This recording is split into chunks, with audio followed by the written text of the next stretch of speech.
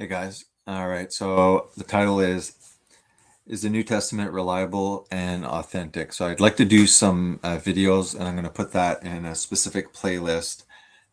Just looking over multiple sources, whether it's YouTube channels, stuff that I can get off of the internet, trying to aim towards like what do the academics and the scholars that are dealing with the New Testament or the Gospels, the New Testament though I'm concentrating on, what do they say the dates are, and things like that. What is the opinion of the scholars and as well the academics? Because if you're a Christian, you're going to get people that like straight up will tell you, oh, they were written like 200 plus AD.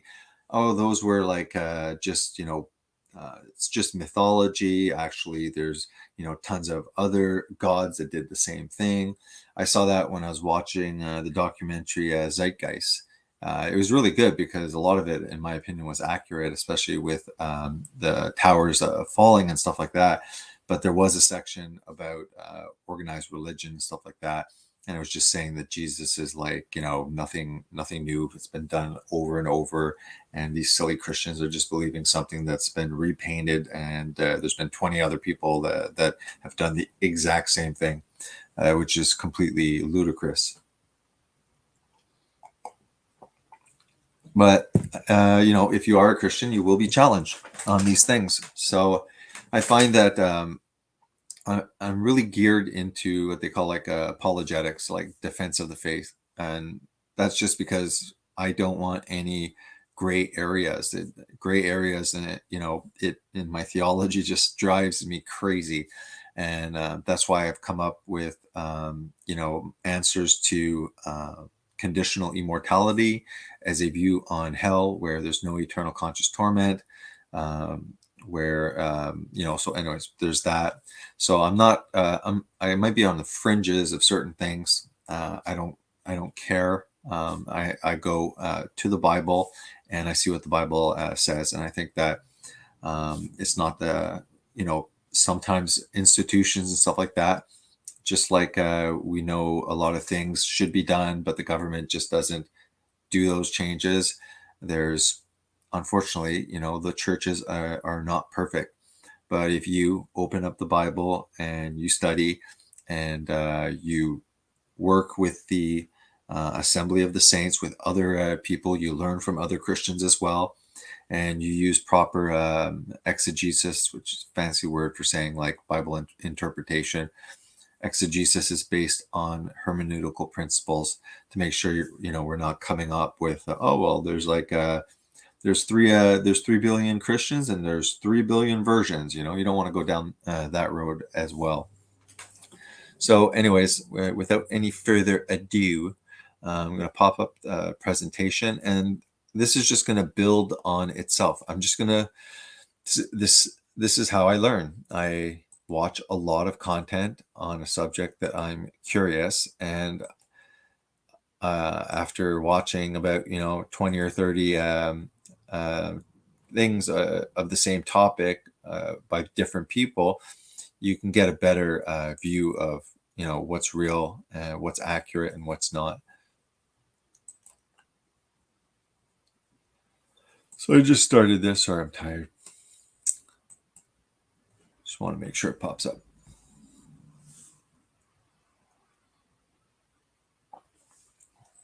Yeah, very good. So New Testament reliability and authenticity.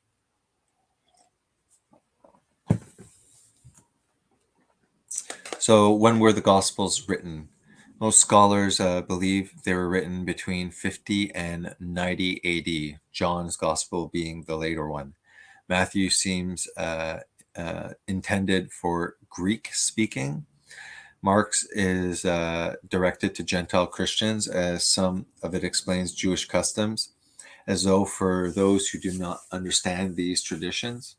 Luke's gospel, while addressed to Theophilus, is intended for all believers in Jesus.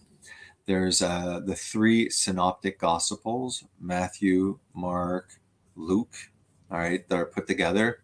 And they summarize the life of Christ in a fact-orientated manner, and they differ a little. There is some variation. I don't see any problem with that. Different people, different views, slight differences. Just to me, it adds to the authenticity. They differ a little, and it's not on big things. But generally, all three can be lined up in a parallel format, each in a column stacked one to the other. Yeah, John's is unique. So John's Gospel, which has a primary audience of Gentiles, believers in Jesus, focuses on summarizing the life and ministry of Jesus, and less on that, and more on his divinity. So you can really see in Revelation, as well as the Gospel of John, as well as the first epistle, that 1 John, you can see his writing style. They are written much like journalistic pieces in a third-person point of view, but they all have theological agenda with an emphasis on establishing Jesus as Christ. So I did a Blue Letter Bible study to see what comes up. It says the city of Jerusalem and the temple were still standing when the Gospels were written. So what do they mean by that? Let me just pop out.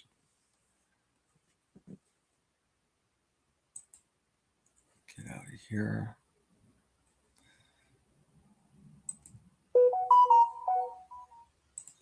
Just have to share a different way.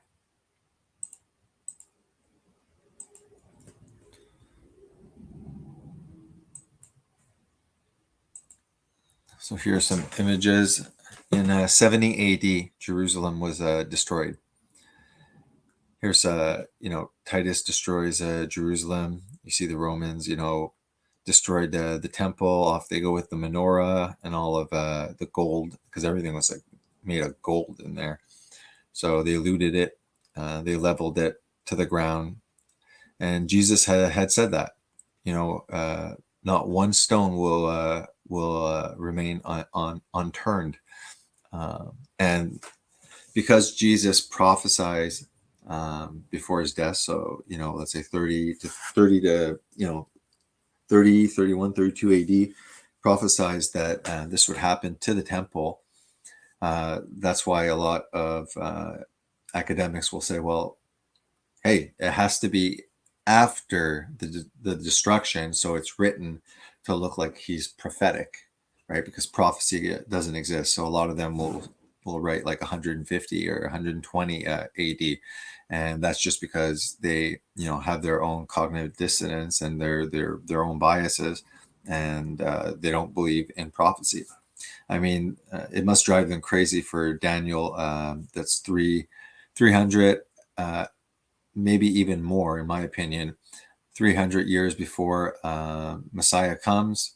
And it arrives right on the date with Daniel's 70-week prophecy. And they know that it's that old. So they can't pull like, oh, yeah, well, this prophecy is like to the very year.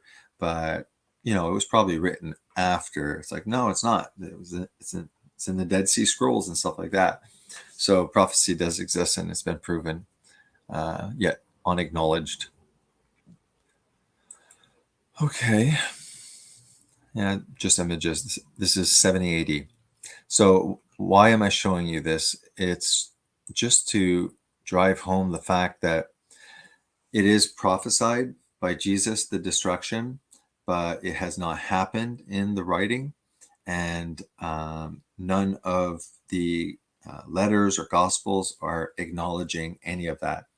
There's even, as well, in the book of Acts, Paul is being imprisoned, and he's on trial, and he wants to go to be tried as a Roman, and Acts just kind of doesn't explain what happens. And we do know historically that he was martyred, and it was before 70 AD. Eusebius, I think I pronounce it, as well. So there's like extra biblical as well, that, talk about Peter's death. How come, like Peter's death, why isn't that written? That's, pretty important. Paul's death, pretty important.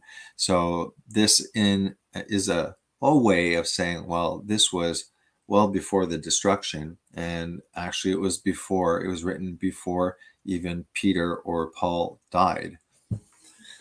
Paul's, imprisoned in Rome. So Rome hadn't ransacked anything yet.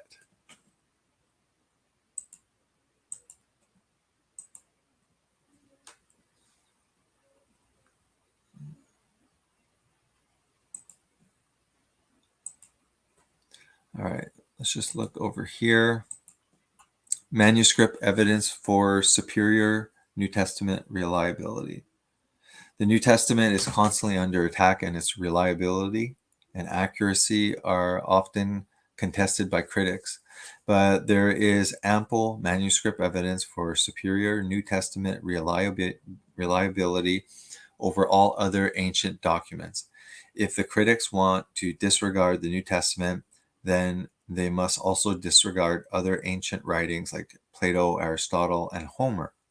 This is because the New Testament documents are better preserved and more numerous than any other ancient writing.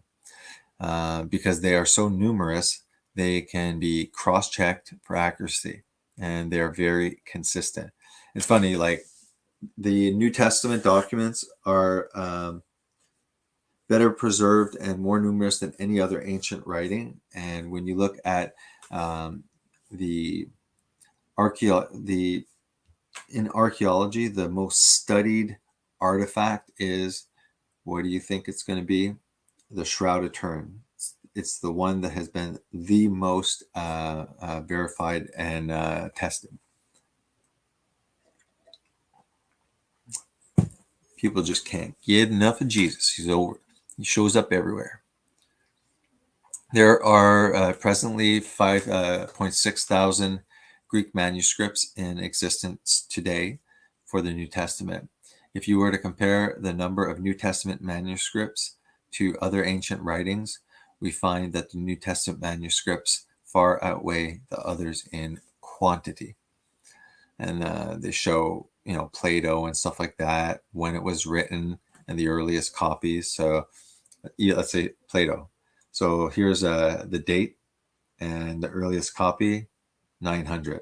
So we're talking 400 plus years. 4th century BC, and earliest copy is in the 12th century. Herodotus, same thing. We're talking about over 1,000 years, and it just goes down. It's pretty much very similar. All of the writing seems to pop out around hundreds, like the start of the 12th century. And then after you have here the 1st century, when it happened, and earliest documents, 150 earliest copies through this estimate. So you look at the differences here, less than 100 years.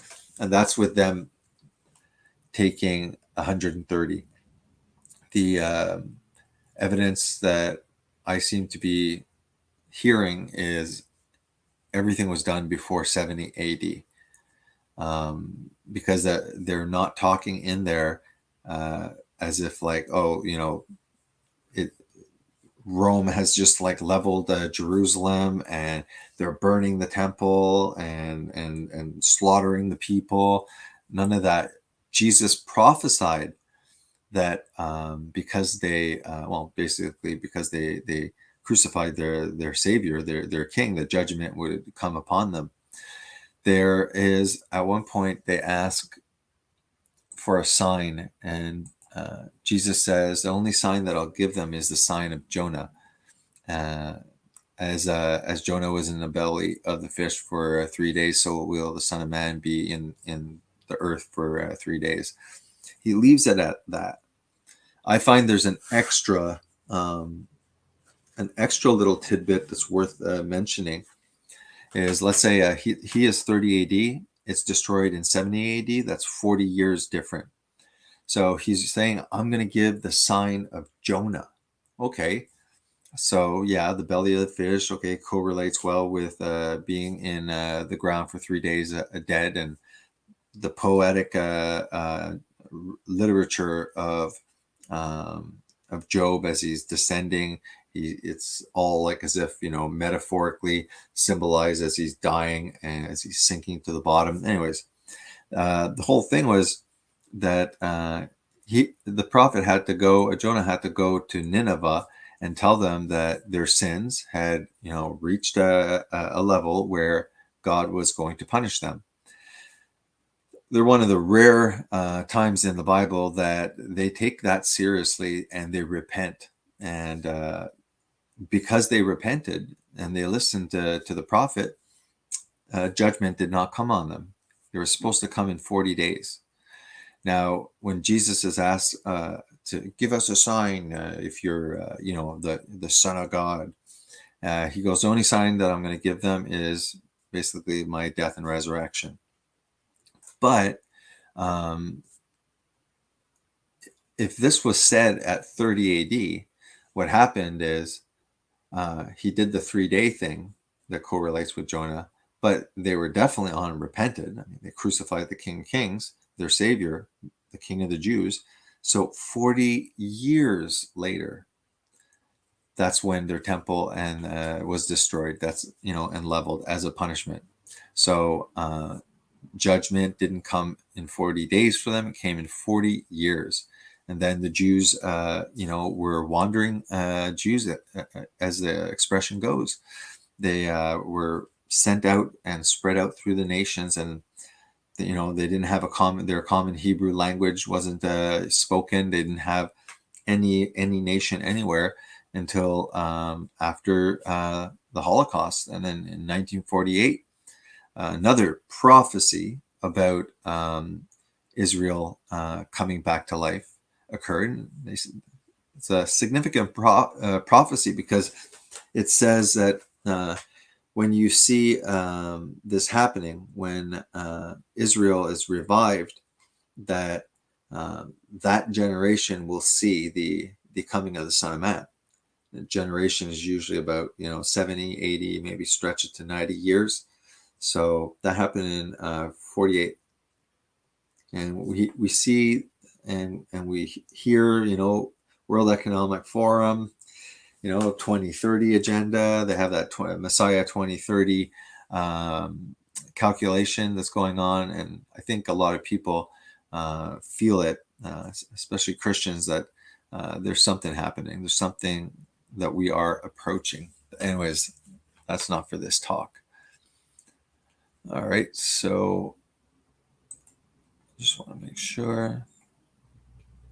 I'm just going to read a little bit more of this.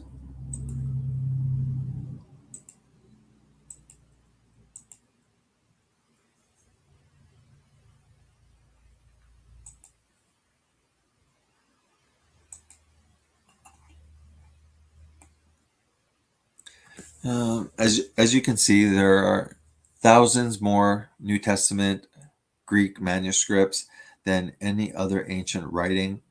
The internal consistency of the New Testament documents is about 99.5% textually pure. This is an amazing accuracy. In addition, there are over 19,000 copies in the Syriac, Latin, Coptic, and Aramaic languages. The total supporting New Testament manuscripts base is over 24,000.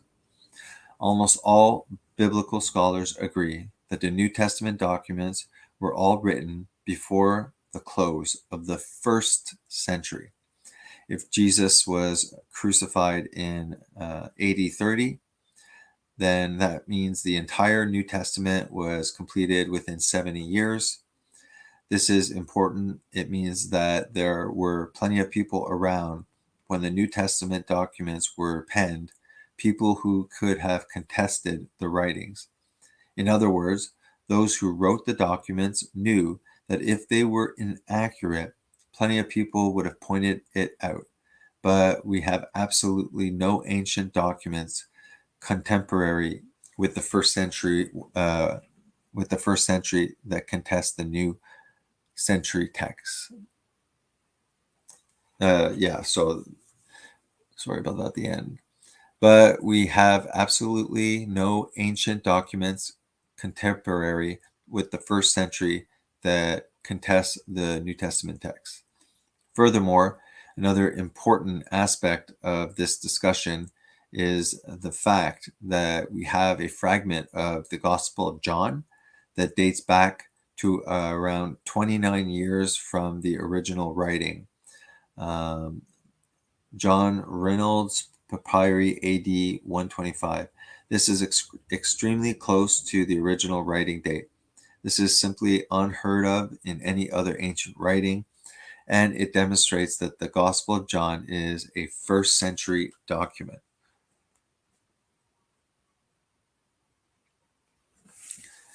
Both is a chart for some of the oldest extant New Testament manuscripts compared to when they were originally penned. Compare these time spans with the next closest, which is Homer's Iliad, where the closest copy from the original is 500 years later. That's the closest one. So half a millennia. Undoubtedly, that period of time allows for more textual corruption in its transmission, how much less so for the New Testament documents.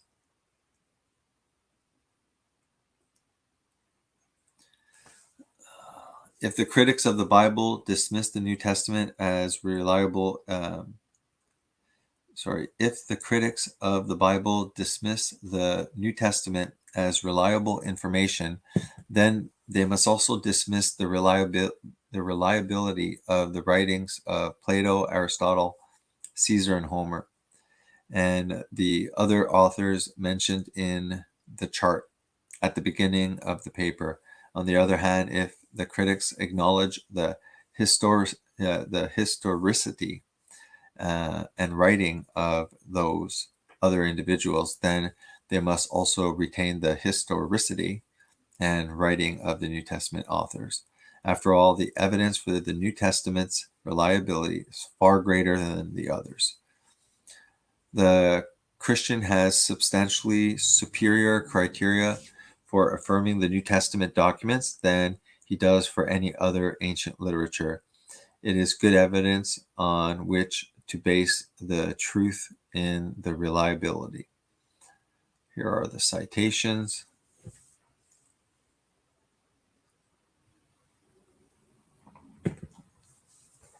All right.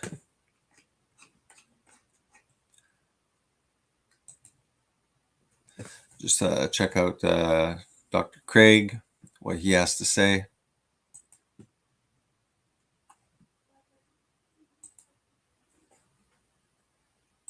I myself am persuaded that the Gospel of Luke and the book of Acts was written prior to the fall of Jerusalem in AD 70. And the reasons for that are multifarious. In the book of Acts, Paul is still alive under house arrest in Rome. Sorry, I'm just going to share. I want to get a strike, make it look, I'm just solo playing it. You're supposed to put like your face is going. And then after you don't get a strike. It's true. It's just the way that things are.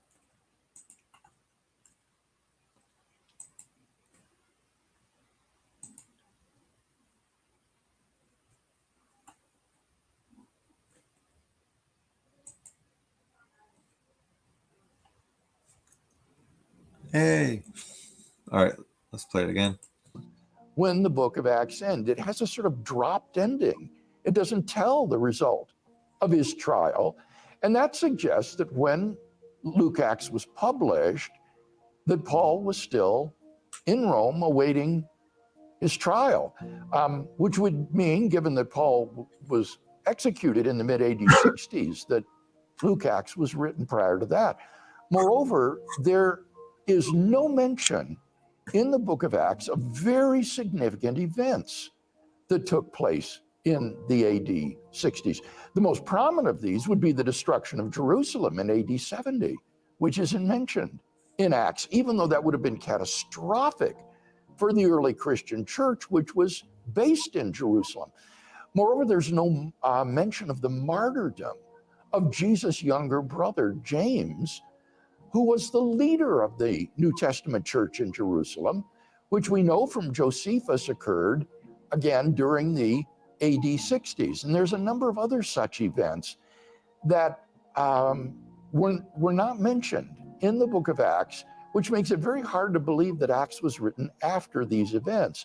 Now, if that's true, and Luke was written prior to Acts, which is the sequel to the Gospel of Luke, that means Luke was written prior to the AD 60s, probably sometime in the late AD 50s. And if Luke used Matthew and Mark, that could put Matthew and Mark in the early 50s, maybe even put Mark in the late AD 40s. That's just 10 years after the crucifixion of Jesus. So the window between the time of the events and the publication of the record of these events is very, very narrow indeed, which I think redounds to the historical credibility of these documents. Now, of course, none of this is open and shut. The arguments are disputed, but I at least do find these arguments for the early dating of Luke Acts to be very persuasive. I agree, Dr. Craig.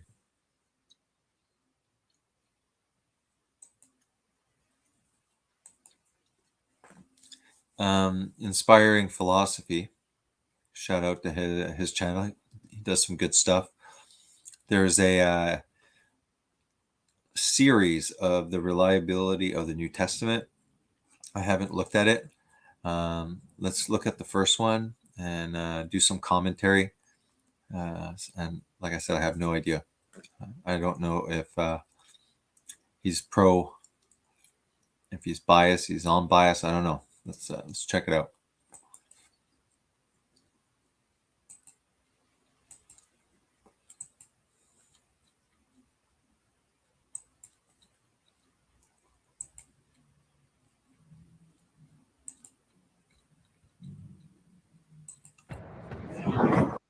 Like I was gonna watch all of these anyways, so that's why I'm like, just put it live. We can learn together.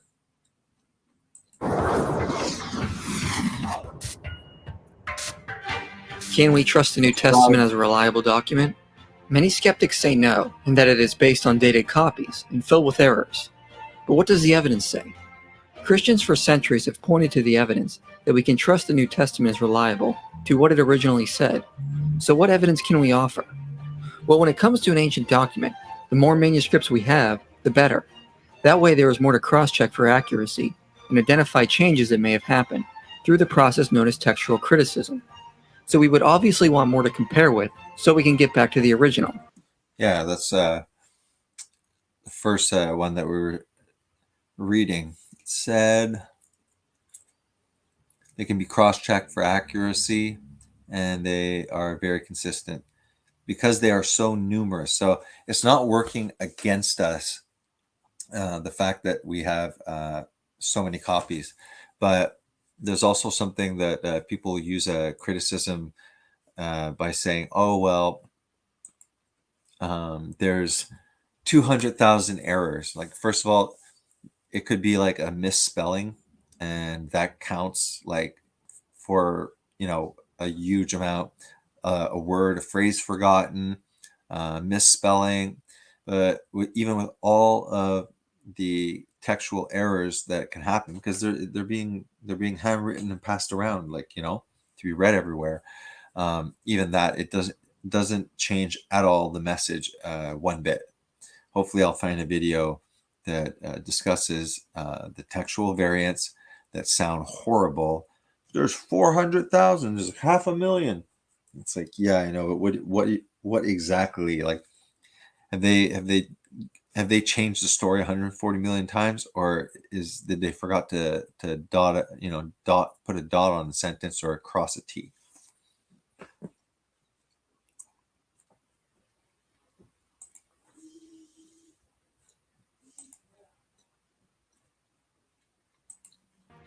So what do we have of the New Testament? Of the original language of the New Testament, we have over 5,800 Greek manuscripts. In Latin, we have over 10,000 manuscripts. In various other languages, we have between 5,000 and 10,000 manuscripts. So we have an extremely wide variety of New Testament manuscripts from across the ancient world we can study and compare. And with more manuscripts, the more accurate we will be at reconstructing the original through textual criticism. Yeah. But even if we didn't have any manuscripts, we would still have the entire New Testament preserved in the writings of the Church Fathers. It is estimated there are over 1 million New Testament quotes in the Church Fathers alone. That's a good point. Yeah, there's a lot of stuff like I don't know. I'm like, wow, I want to go like research this biblical archaeology. Man, that's cool. It's like then after you actually like you're reading the Bible and you're like, that's still there, man, just like in the Bible. And then after I'm like, oh yeah, but I want to like talk about the end times, because like there's signs and like people have to know about the end times. Yeah, I know, but we have to do daily bread because if you know about the end times, but you're not right with Jesus, then it doesn't matter. And then I'm like, how reliable are these scriptures? And it's like, okay, I guess my heart is in the right place though. It's just a little everywhere. But yeah, the Church Fathers is another thing. My priority is to get through the Bible with you guys. It'll force me to study every chapter before, and that'll be a great blessing. Then after, I'm going to spread in, some archaeology here and there. And when I'm done that Bible, I'm going to still do the daily reading. That'll just be an endless loop, but I'll be able to like start buying up some readings about the Church Fathers, because it's true. It is very important. Like a lot of people like to say, oh yeah, Constantine, the Council of Nicaea invented the Trinity, and that's not true. And people seem to have issues with doctrines and creeds. Well, sure, if you put a doctrine and it's not biblical, then it's quite obvious that doctrine is not to be trusted. But it's quite normal at one point to say like, okay, well, what do you believe? Well, I believe in X, Y, Z, X, Y to Z. This is what the core belief of this worldview is. This is what it is. And these become doctrines and creeds. If man makes a doctrine or a creed so that you have a quick understanding of what he's talking about, it's evil. It's whatever. I have no problem with doctrines and creeds. And the earlier the Church Father, then you read what they're saying, and then you're like, oh wow, like they're talking about the Father, the Son, and the Holy Spirit. And okay, so that's not something that appeared all of a sudden, 300 AD, like for 4th century. Alone. If there was a large amount of intentional or accidental corruption of the text, then it would be easy to trace by comparing manuscripts of different regions. There was never a time when any one man or group of men had control over the text of the New Testament. There was never a Christian uthman. All assertions regarding adding doctrines, changing theology, removing teachings, etc. are without merit. The Christian church was a persecuted minority without power to enforce a uniform textual transmission. Well said. Yeah, Dr. James White is really good too. Check him out on YouTube. Solid Christian, Yeah, I'd love to see the debate with Bart Ehrman. So I might do a little screenshot. There we go. Keep that for later. I got to stop and just say blah, blah, blah, so I don't get a strike. As in Islam. This is far more than any other ancient document. The second most widely attested would be Homer's Iliad, with only 1,757 copies, and then Suetonius with around 200 copies. So if one is still skeptical of the New Testament after knowing of how widely attested it is, then they should be even more skeptical of other ancient works. As scholar Dan Wallace says, they have never thought about this other ancient literature and reflecting on what that would be like. If I'm going to be skeptical about the New Testament and I apply that skepticism to other ancient Greco-Roman literature, guess what? We immediately go back into the Dark Ages. We've eclipsed all knowledge in the last 500 years. But not only do we have a large amount of manuscripts, but we have very early complete manuscripts and even earlier fragments. The oldest complete New Testament is within 300 years of the original, the closest of any ancient document. But we have even earlier witnesses and fragments, like this one, P52, from between 9. Darn, I wanted to show off. I was like, oh, it's going to be P52. Yeah, so, I mean, dated 90 to 125, that's just a piece. 90 AD to 125 AD, and others like these, from approximately 170 AD to 220 AD. We also have a larger fragment from around this time in P75, which has 102 survived pages from Luke and John. Comparing this to other ancient documents, the earliest copy of the Iliad is far off with 500 years from its original, and Suetonius is 800 years from its original. As you can see, the New Testament is by far the closest to its original than any other ancient document. So if we are to be skeptical of the New Testament, then we should be even more skeptical of other ancient literature. In fact, we have about a dozen fragmented manuscripts dating to around the 2nd century, which represent about 40% of the entire New Testament, and we have 120 manuscripts around 300 years from the original, which is incredible compared to other ancient documents. But despite this, some scholars still argue the New Testament copies are too late and full of errors. The leading critic, Bart Ehrman, says, "Not only do we not have the originals, we don't have the first copies of the originals. We don't even have copies of the original, or copies of the originals. What we have are copies made later, much later, and these copies all differ from one another in many thousands of places." Well, this seems like an odd thing to say, given the evidence we just discussed. So let's divide his objection into 2 parts and deal with each appropriately.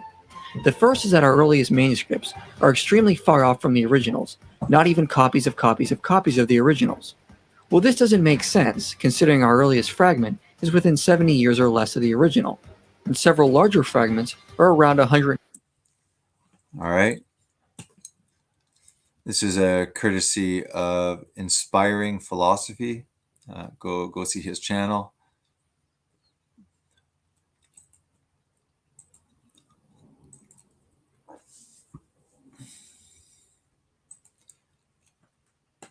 We did this one.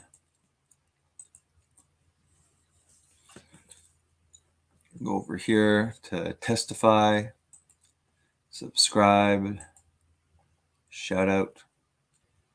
Let's see what he has to say. This is Bart Ehrman. So he's an atheist, I guess, New Testament scholar. The very first surviving account of Jesus' life was written 35 to 40 years after his death. Our last canonical gospel was written 60 to 65 years after his death. That's obviously a lot of time. Yeah, because if they're able to stretch out time, that means that they're able to add time in between the fact and say, oh, this has been added and he's become mythological. Initially, he wasn't like that, but by the time, 100 years later, they start writing about him, and he can fly and he can jump over buildings. He has a cape, things like that. Right back at you, Slick. Here we have Bart Ehrman, a very notable New Testament scholar and agnostic. In his book, How Did Jesus Become God? He says, the very first surviving account of Jesus' life was written 35 to 40 years after his death. Our last canonical gospel was written 60 to 65 years after his death. That's obviously a lot of time. In other words, that's plenty of time for legends and stories and weird things to be added to the event and for them not to be considered reliable. So when do critics date the gospels?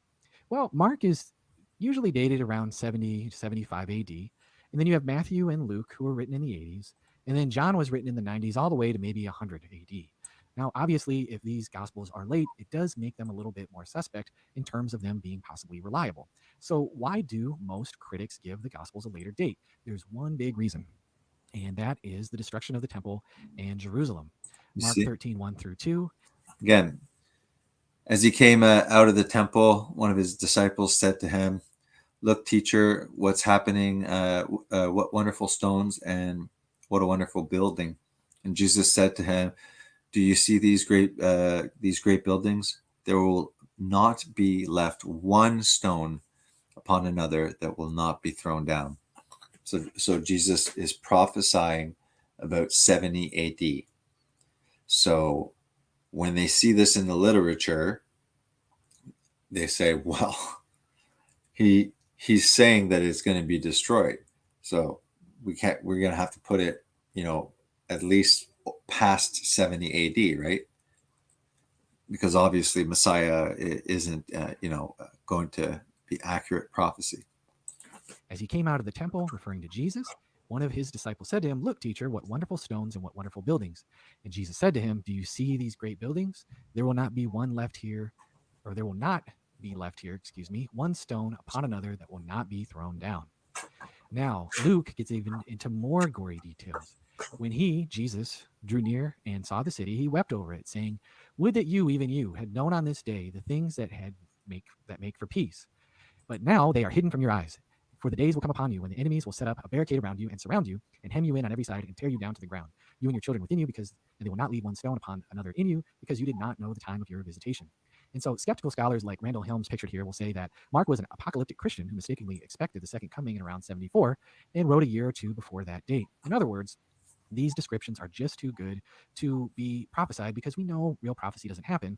A better explanation would be that Christians saw the crucifixion of their Messiah as God's judgment, or, well, the destruction of Jerusalem and the temple is God's judgment for the rejection of their Messiah, and they're just putting these words into Jesus's mouth at a later date.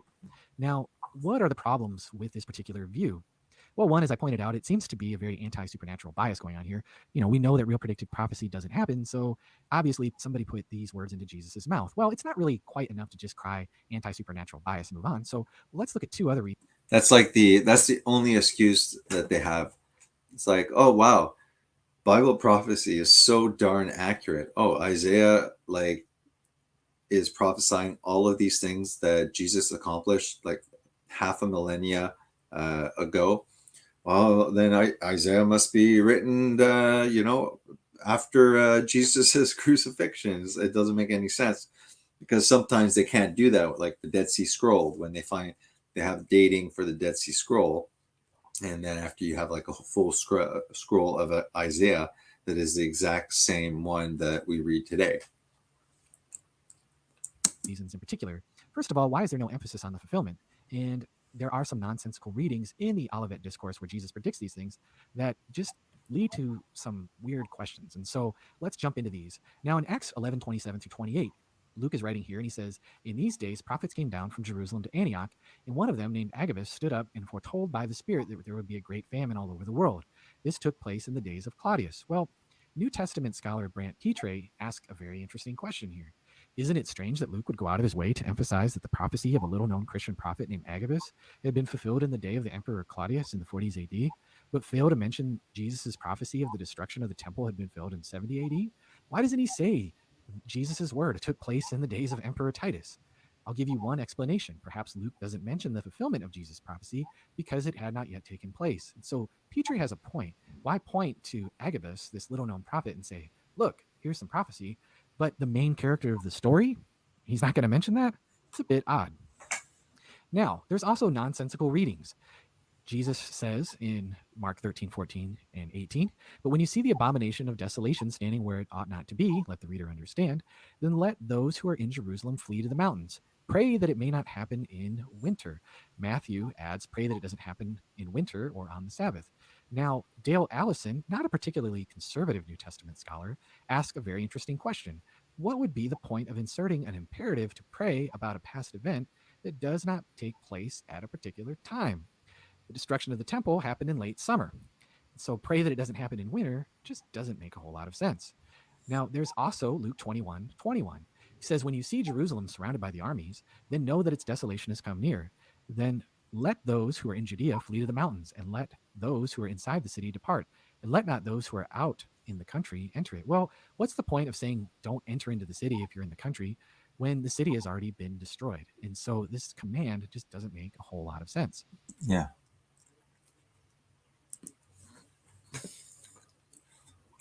Let's look a little bit at these guys.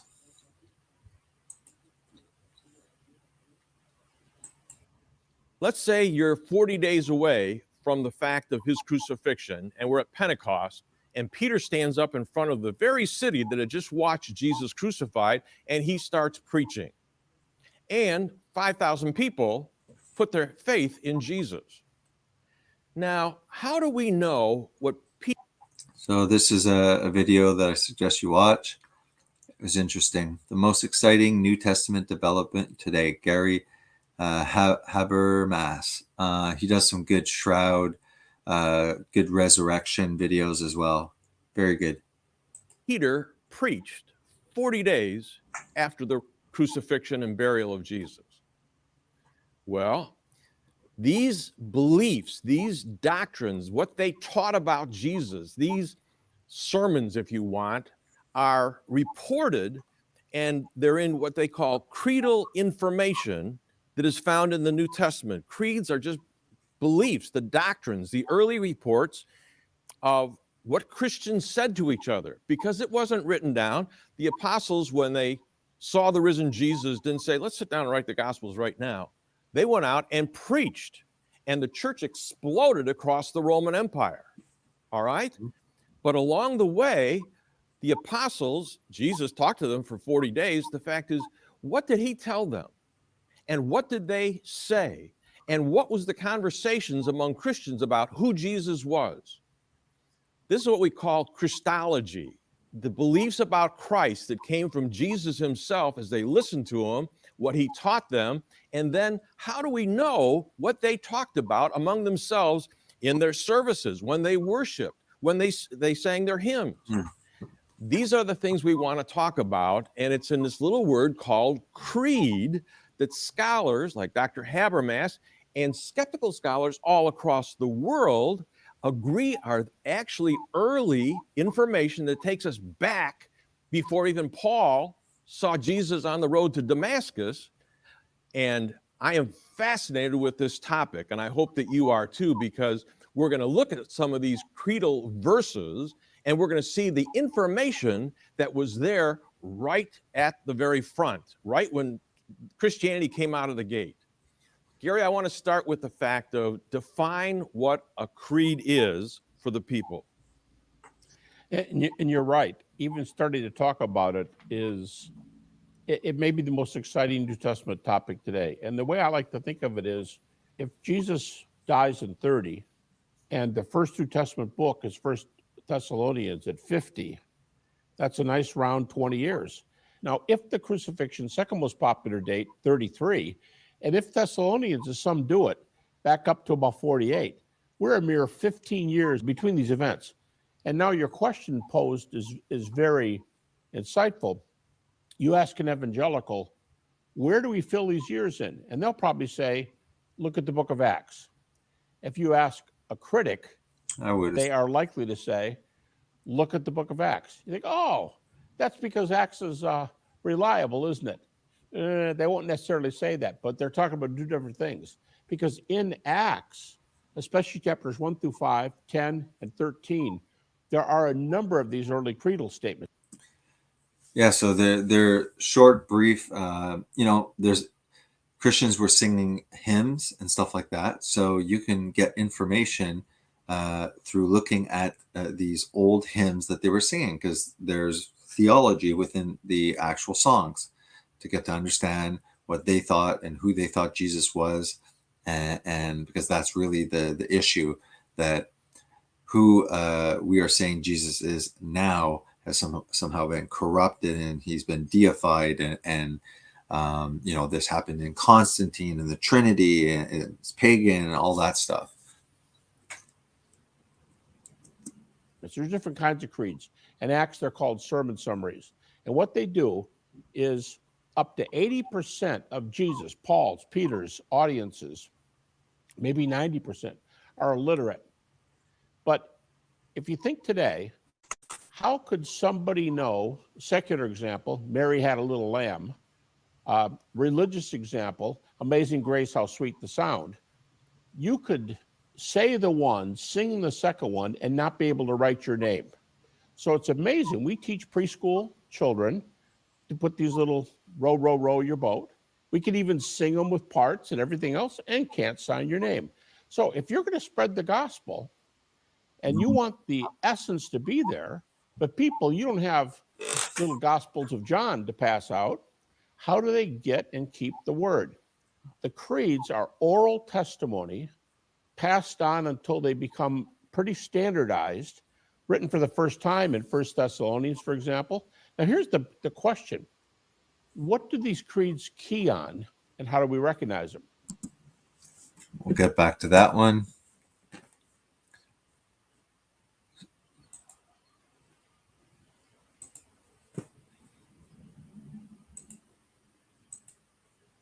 Hey, Darla. Skipping around so that we don't get strikes by watching all these videos. It's like a compilation. All right.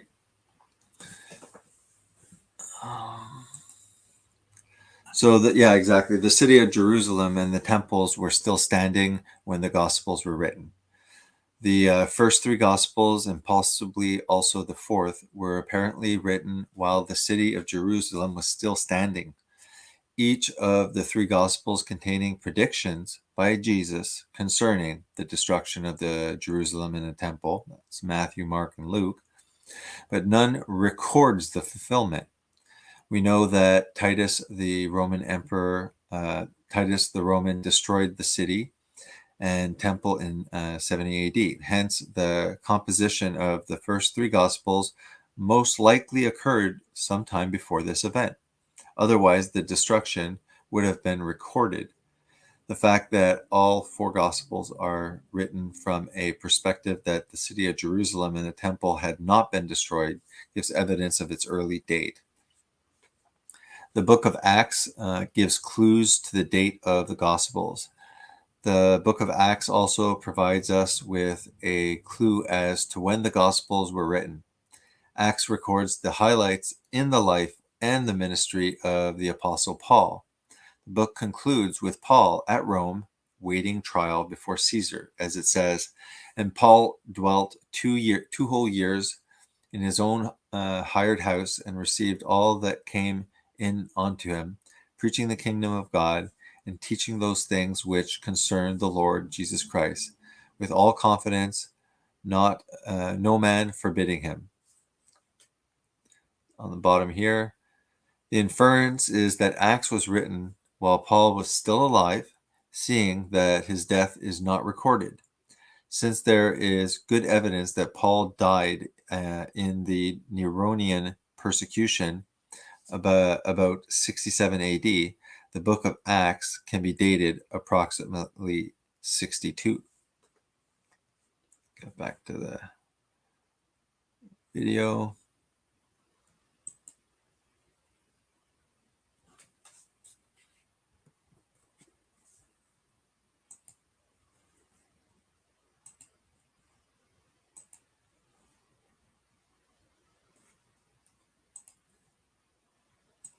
Don't want to forget to share.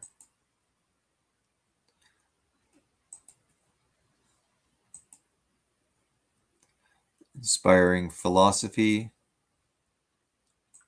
50 years from the original. So why would these not be first or second generation copies of the originals? A papyrus manuscript in public use will last on average for more than 100 years. There is also no reason to assume the originals or first generation copies were copied once and thrown away or lost. In fact, Ehrman even acknowledges that a manuscript can likely be a direct copy of one from 100 years prior to it. Every time somebody translates the Bible, they don't say, well, I've got to take this manuscript that I translated from and destroy that now. That's stupid.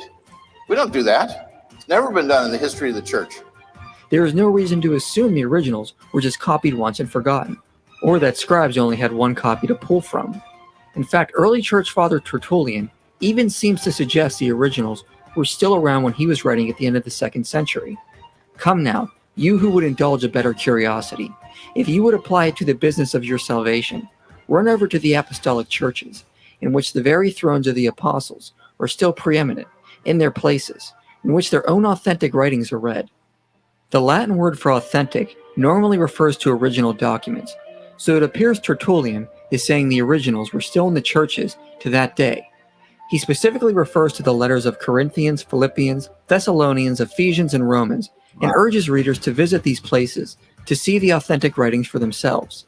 Even if Tertullian didn't mean the original scrolls the apostles wrote on, his testimony still tells us the Christians in his days were concerned with having accurate writings, and they were not discarding their copies as valueless, as skeptics suggest. And it's reasonable to suggest that if the manuscripts were read often, they were also copied often. And in fact, the amount of manuscripts we have today obviously suggests that. Ehrman's reasoning seems to imply New Testament copying was like a game of telephone, where a 4th century copy is a copy from one from a 3rd century, which in turn is a copy of one from the 2nd century, which is a copy of one from the 1st century, which was a copy of the original. But there is no reason to suggest the originals or the first copies were simply lost after they were copied once. Scribes could always go back to the earliest copies of their day that had survived and simply copy that. St. Irenaeus even testifies he had access to some of the earliest copies of the Book of Revelations, suggesting early copies were being preserved for accuracy and transmission. And the testimony of early church fathers indicates how sacred they considered these documents, so they were not carelessly being copied, but being held in high regard to preserve the faith passed down from the apostles. In fact, scholars Darrell Bach and Dan Wallace note the earliest manuscripts we have probably go back to around 100 AD. 2 of the oldest manuscripts we have, Papyrus 75 or P75 and Codex Vaticanus or B, have an exceptionally strong agreement, and they are among the most accurate manuscripts that exist today. P75 is about 125 years older than B, yet it is not an ancestor of B. Instead, B was copied from an earlier manuscript of P75. See the detailed work of C.L. Porter. The combination of these 2 manuscripts in a particular reading must surely go back to the very beginning of the 2nd century. So the idea that our copies are far too late doesn't stand up to evidence, and textual criticism demonstrates we are not too far off from the originals. So what about Ehrman's other claim, that all other manuscripts have much variation and differ from one another in thousands of places? We'll go back to the textual errors. Switch it up again.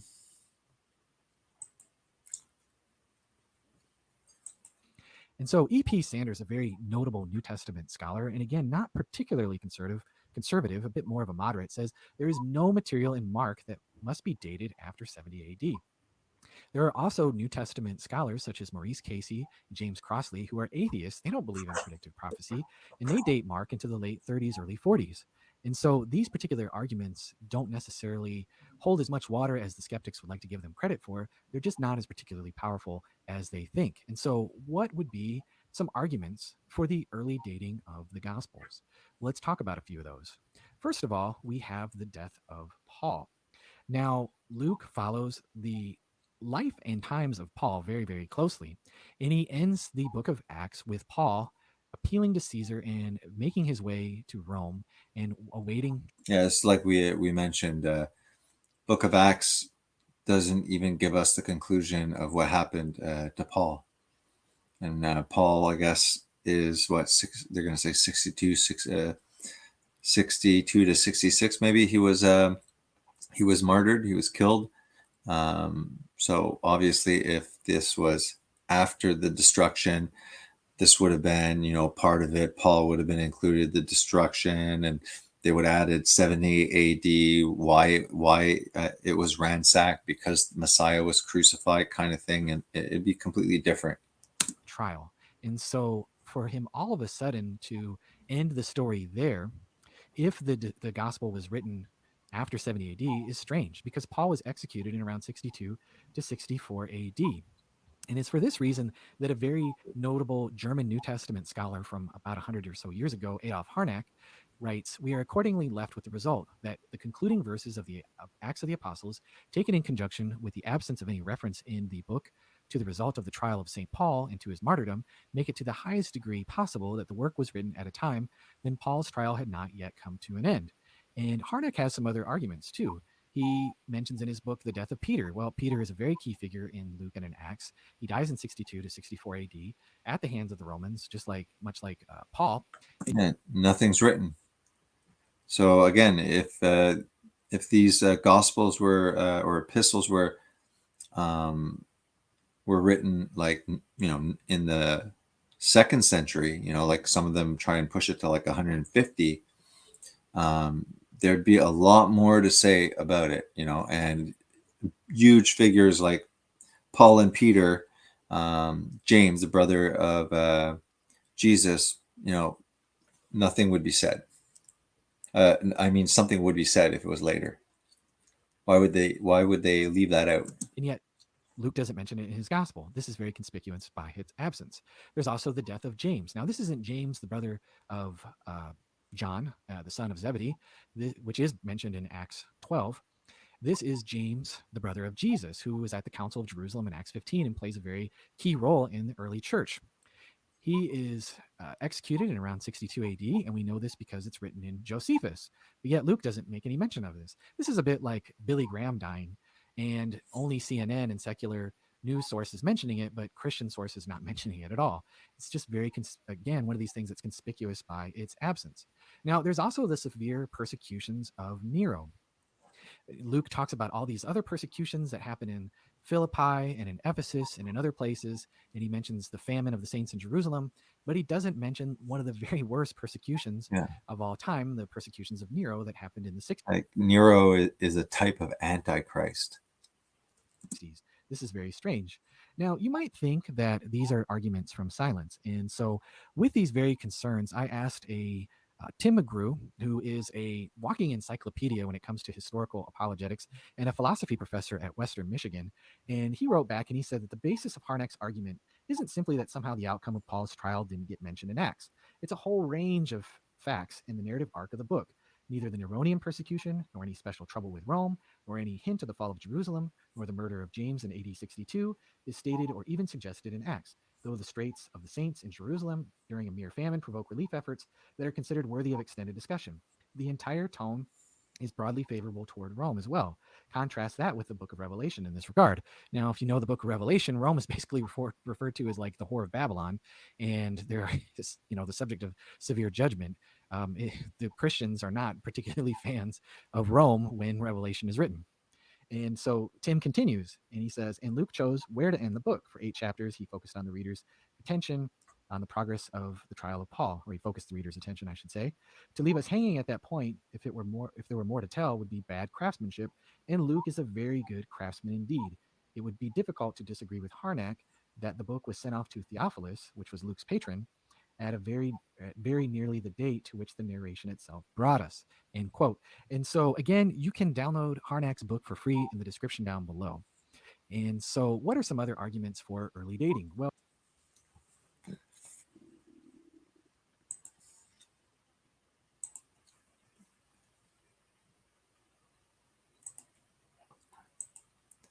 so what do you guys think?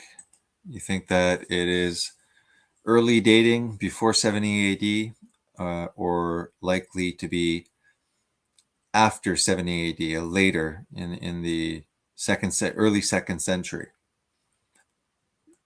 even like 90 AD and stuff like that?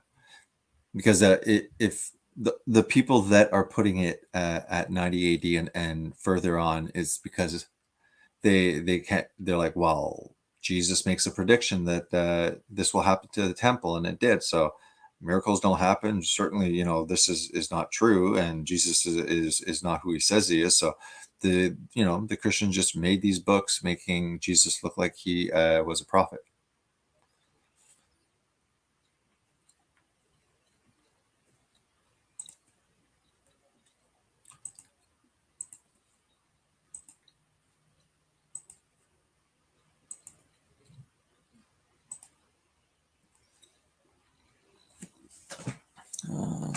So if the Acts were written around 62 AD, then this helps us to date the other 4 Gospels.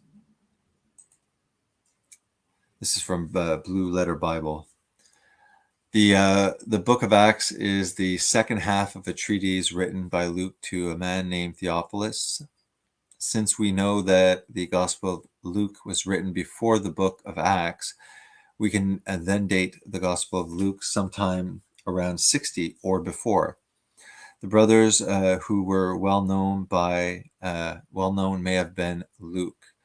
There may be further evidence for an early date of Luke's Gospel. Paul wrote of a brother who was well known among the churches of a gospel for the gospel. This is in 2 Corinthians. It says, "And we are sending along with him the brother who is praised by all the churches for his service to the gospel." There is ancient testimony that this refers to Luke and his written gospel. If this is speaking of Luke and the gospel he composed, then we have it well known in the mid-50s of the first century. Mark was likely written before Luke. So furthermore, modern scholarship has generally assumed that the Gospel of Mark was written before Luke. If this is the case, then we have somewhere in the 50s or the first century when this book was composed, since Jesus' death and resurrection occurred approximately in the year 33 AD. These two Gospels were written during the time when eyewitnesses, both friendly and unfriendly, were still alive. These eyewitnesses could either verify or falsify the information contained in the Gospels.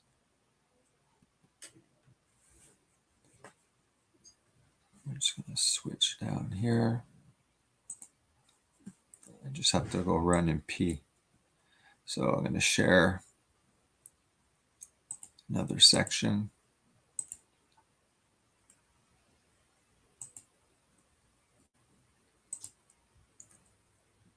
This gets better, this one. About 80% of the creeds key on the gospel teaching, deity, death, resurrection. Well, if I'm going to try to tell people what the essence of my faith is, I'm not going to say, row, row, row your boat, or maybe not even Amazing Grace, how sweet the sound. I would like to give a little ditty on the death, burial, resurrection of Jesus. And so they did. All right. Now, here's the thing. I want to explain this to people. Let's say you're writing, folks, a term paper at school or grad school, Yep. okay? Yep. And you're writing along and you're using your words. And then you say, you know what? I think there's a real good section from the Encyclopedia Britannica, and I'm going to stick it right in here. And your teachers, who's reading your report, knows how you write and knows the words you use. And boy, I'll tell you what, that little quote from the Encyclopedia Britannica sure sounds a lot different than you. It Yep. stands right out. Okay, when you come to the Greek Bible, most of us have English Bibles. Some of you, you'll find there's a little paragraph that's separated, and that they'll say this is a hymn, or this is a specific statement. Or you have something really easy, like Paul says, hey, what I received, I got from somebody else. He says it right out, and then he tells you what it is, okay? And he uses different words than he uses. A scholar says that stands out like a neon sign, okay? But some of these other statements are put into chapters in the books of the Bible. The guys put them in there. And for the Greek scholars, people that even know Aramaic, they find certain words that are Aramaic, and they find different words in the Greek, and it just stands out to them. And here's an example. Bart Ehrman is a New Testament critic, probably the best known in America, and he has now said that he's an atheist, okay? He can see these statements. But before he ever got there, somebody who was to the left of Bart Ehrman used to be Rudolf Bultmann. And Rudolf Bultmann, way back in 1976, before he died, he said, this looks like a creedal statement. And he started outlining all of these passages, and he was a straight atheist, okay? I'm just saying the scholars can tell where the differences are at, and we're going to try to explain to you these things. And then I'm going to ask Gary, as we go through these things, we say they're pre-Pauline. That means if Paul saw the risen Jesus, as most scholars believe, 2 years after he was crucified, you've got 24 months there. How do we know that these creeds, this information that is called creeds, these little verses, these little nuggets, okay, that are in the text that we usually don't know, how do we know that they go back to that 24-month period? That's what we want to find out. And folks, here's what I want you to realize.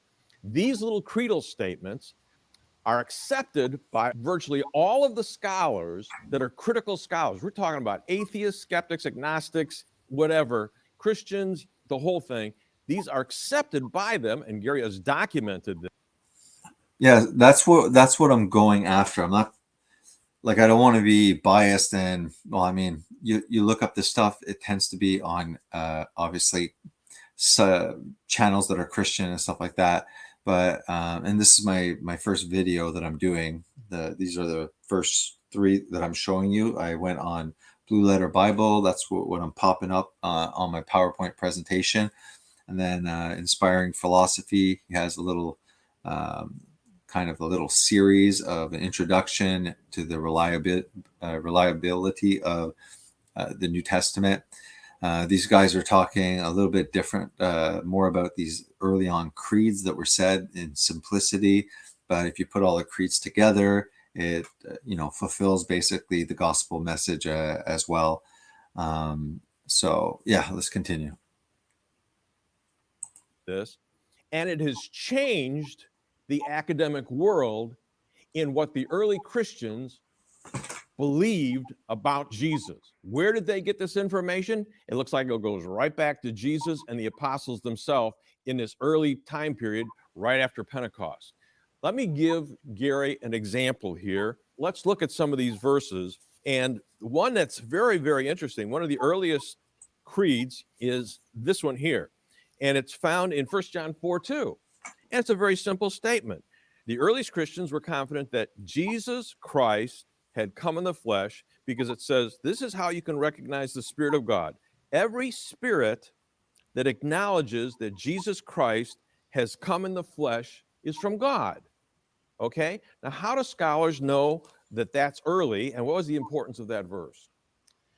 Well, let me take the second one first. It's of central importance because you're doing the gospel, and you start with Jesus coming, and when he appeared also bodily, you have a central doctrine, namely the resurrection of Jesus. And many of these creeds go through those. Back to your example, the Encyclopedia Britannica, what I often like to say is, the better teacher you are, and the more you know your student, the more you know the Britannica quote isn't your student. So if you go through there, and let's say you're in 6th grade, and you're learning how to do academic things, and you don't footnote it because you've not learned how to do footnotes, you'll probably see a marginal comment, source, because the teacher knows it's not you. Now, in English, in many languages, we often use endnotes now. The equivalent, I like to think of it as the equivalent of an endnote would be 1 Corinthians 11, 1 Corinthians 15, I gave you that which I also received. That's my way of saying, this isn't my source. I'm letting you know I got it from somebody else. I got it from another. Or Paul often says things like, here is a trustworthy saying, or observe the traditions of the elders. Those are hand-me-downs. And of course, some of them, well, virtually all the big name ones were elders before Paul was an elder. Yeah. So that's a good start. All right, let me go to a hymn that's a knockout. And almost every Bible will separate these verses. And so you don't have to guess about these. Scholars just say, let's just show you that this is a hymn that the Christians sang. And I'm just saying, listen to the words and the content of this song, this hymn that they sang. Okay? And it is talking about the. Yeah, like in case you missed it, if what he was saying is, we teach children, songs like row, row, row your boat and stuff like that. They can learn it. They can't write, they can't read yet. And there were a lot of illiterate people while this was being passed down. So these creeds and these creeds being sung was a way of spreading down, spreading the seed of the gospel before anything was written down. So these are earlier than the Gospels. Yet that means if the Gospels were removed, we could rewrite pretty much the Gospels just from these creeds and hymns. The earliest Christians' belief in Jesus. And what I like is you take atheists like Bart Ehrman or any of the skeptical scholars that are heads of these departments of New Testament around the world, They all believe that Philippians is an accepted book, an authoritative book. Okay, it's one of their 7 that they say, yeah, we'll accept that. That's from Paul. He's a scholar, and the fact is, he was early and he knew all the key players, and so yeah, this is a good book. And in that good book that they accept, you find this information. I want you to comment on this little hymn. Okay, it starts out Philippians 2:6 through 11. Have the same mindset as Christ Jesus, and then it says, who, being in very nature God. Let's just stop there. The first words of the hymn, who being in very nature God, and the word is morphe, which is a fantastic word in the Greek. What does it mean? Yeah, morphe is heavy. Now, in English, morphe means something like our English word form. If I said to you, hey, we're coming along pretty well on your house. We got it roughed in yesterday. Come on over and see the 2x4s before you put the drywall up. We would call that morphe. We would call that the form. It's only 2x4s. Why do I want to come over there today? But in Greek, the primary definition of morphe is essence. It's more of a philosophical term. It's more like the insides, what makes it tick, not the 2x4s that hold up the. So we might read that and say, they're a little overdoing it on the morphe. Not for Greeks, they're not. In fact, that's 3 times. There's 3 times in the New Testament where essence, ontological words are used. Yeah, so this is very important because they're saying very, very early on, they're acknowledging that Jesus Christ is of the same morphe, the same essence.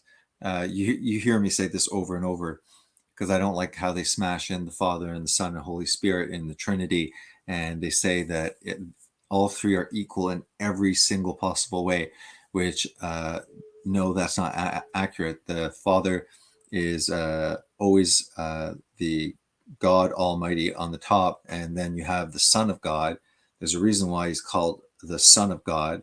For some reason, Catholics decided to write God the Son because they want to make the Father and the Son the same in every possible way, and that's not true because you have God the Father, and what dwells within God the Father is the eternal Word, is the eternal Son, and the threefold Holy Spirit, all as a threefold family inside of God himself, allowing God to be known as God is love, not that God is loving, but that God is love. How can God be love? Well, love is an action towards some other person, and because he has the eternal Son and the Holy Spirit, and they're all 3 are one. What are they one of? They're one of morphe. They're one of essence, substance, form, quality. But in Corinthians it says that God the Father has given all authority to the Son, that all is subject to the Son. But he goes one step further and says, that being said, at no point is the Father, who has given that authority and subjection to the Son, at no point is the Father ever subject to the Son. And Jesus does say, the Father and I are one, but then at the same time, he says, the Father is greater than I. So we have to always understand that there's Yahweh, God the Father, and within God the Father, when he wanted to create, he brought forth the Word. The Word is the co-creator. The Word is the agent of creation. So God the Father wanted to create something, and he used wisdom as the agent of creation, therefore being a co-creator. And therefore, all of creation has been made and is sustained by the eternal Word. Now, that eternal Word incarnated into the man Jesus. Why did the Word specifically from the threefold Godhead, why did the Word have to go and incarnate and correct this sin and save mankind? Is because in the beginning was the Word, and the Word was with God, and the Word was God. In the beginning, when God wanted to create, the Word was there, and the Word was right there with God as a co-creator, and the Word was God, because what is brought forth from God, not what is created, but what is brought forth from God is the same morphe, the same substance. Of Jesus and their creeds. Another one is Hebrews 1:3, where we're told he was the exact representation of the Father's nature. When you start using language like that, that is heavy stuff. But why did they put it there at the beginning? Why the earliest sources? Yeah, there's a contrast. Let's go through it. That's important because a lot of people will get duped by this Council of Nicaea, where they think that's where they started to, make Jesus divine. First of all, Constantine organized the thing. He had no decision in it. It was a council. Forget it, if it was like 5,000 ended up coming or 5,000 were invited all throughout, the ancient world where the gospel had spread. And, so then there were like deacons and stuff like that, people that were heads of the churches that were springing up. And they were invited, and they looked through all the documentation, and basically they, the Trinity, they formed a creed. So the triune aspect of God is perfect. Yeah, sure. They're all equal in nature. But if the Trinity is explained that, yes, they're all equal in nature, they are the same morphe, substance, essence as the Father, but they don't give preeminency to God Almighty the Father, through which what is emanated and brought forth from him. Well, the Father is not brought forth from the eternal Word. The Father is not brought forth from the Spirit. No, it's the Spirit and the Word that is brought forth. Therefore, he is the source. He is God Almighty, and he shares in his quality. Because everything that is not created but brought forth from God has to be of the substance of God. But there's a hierarchy. God is a family man, and he has had an eternal Son that he loves, and a loving Son that loves him. And this, in communion with the Spirit of truth, might, understanding, etc. So those three are one. But there is God the Father. And we see this in Scripture when it says the one and only true God, the Father, and our Lord Jesus Christ. Don't forget, Lord means master. I hate how they bunch up the Trinity. But okay, it starts out, who being in very nature God, then it says about Jesus, did not consider equality with God something to be used to his own advantage. Rather, you talk about the incarnation here, rather he made himself nothing by taking the very nature of a servant, being made in human likeness, and being found in appearance as a man, he humbled himself by becoming obedient to death, even death on a cross. Now, just explain that portion. Well, again, you've got, but by the way, humbled himself, became a servant, also morphe in the Greek. So in the Greek, morphe of God, morphe of a servant. That's quite the contrast. I mean, we talk about incarnation, but I mean, the fullness of the nature of deity, the fullness of the nature of humanity. And that's why that's looked at so seriously on verses on the incarnation. Yeah. Then it goes on and says, therefore God exalted him, talking about Jesus, to the highest place. This is still part of the hymn, and gave him the name that is above every name. That in case you hadn't caught this is in Philippians, but all of these phrases that we've just saw, those were being sung again because people could not write down, they couldn't read, they couldn't write. But just like a child, row, row, row your boat gently down the stream. Merrily, merrily, merrily, merrily, life is but a dream. So by doing that, you memorize it and you understand it. And people would sing it along. And what are you singing? Oh, it's about Jesus, the Messiah. The Messiah, yeah, that at the name of Jesus Christ, every knee shall bow. It's like, I don't know, it seemed like I'd be like rapping it, in the heaven, on the earth, under the earth.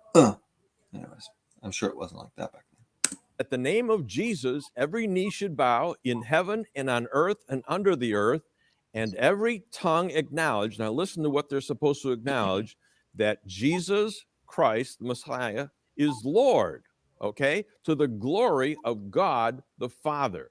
Explain, every tongue acknowledge that Jesus Christ is Lord. That is from a book. And it explains it well, right?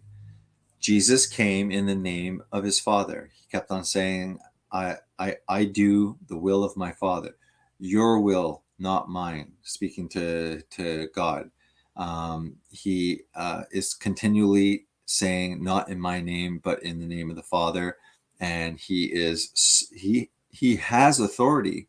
Jesus has been given authority. They'll have authority in the millennial kingdom to come shortly, the way things are going. But that you have to, understand that as a Christian, you don't want to be seeing Jesus Christ is Lord to the glory of God the Father. Don't read Jesus Christ is God to the glory of God the Father. He is the Son of God, and he shares in his morphe, as they say, his essence, his nature. But he is not the source. We have to always put preeminency to the Father, okay? And the word Lord means master. So indeed, we can refer to the Father as master as well. Unfortunately, the translations that we have in our Bibles are, when it's all cap-locked, that is the name of Yahweh, right?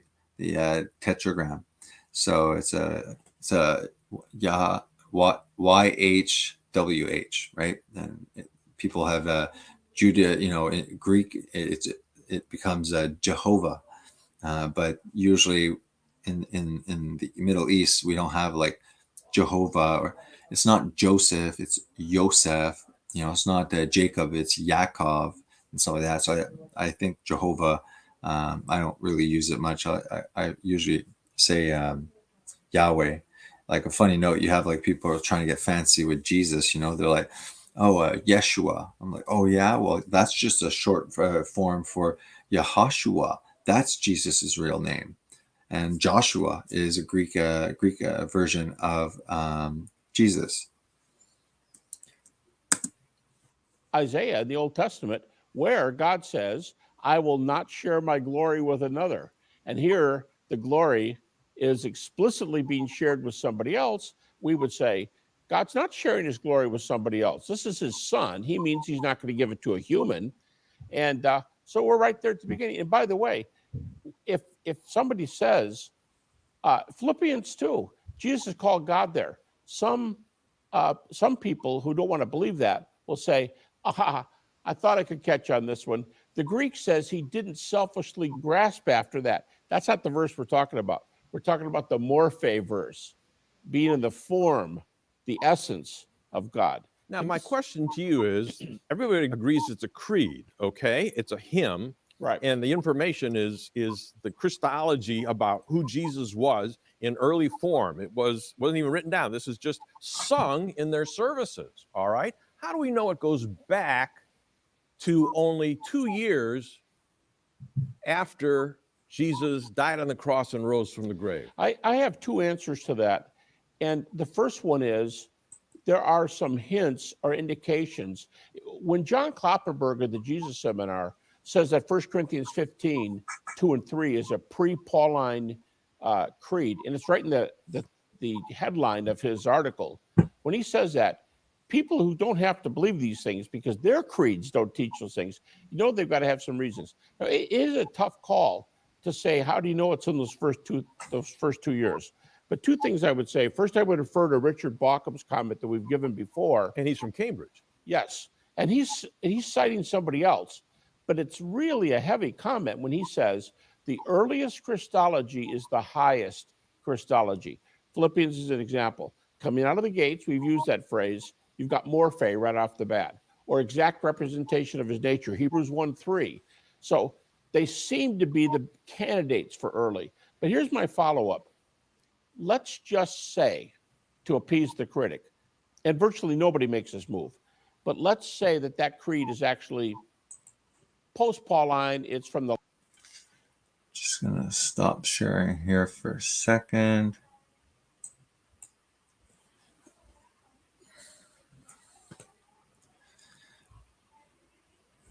If we go now, I don't use the King James Bible when I'm online, but the King James Bible, in my opinion, is the most legit, and it's for a specific reason. There is Bible coding in the Bibles. Okay, so people go, oh well, you know, it's the original Hebrew that you can trust, and the original Greek. For some reason, the King James Bible has perfect coding as well, and I went through that in which one of my it wasn't this one about the sevens, was it? Did I put that? It's Book of Revelation one. So this is the thing for corruption and stuff like that. It's a legitimate concern. It's it's a point that's valid, and I do want to present to people who say that. All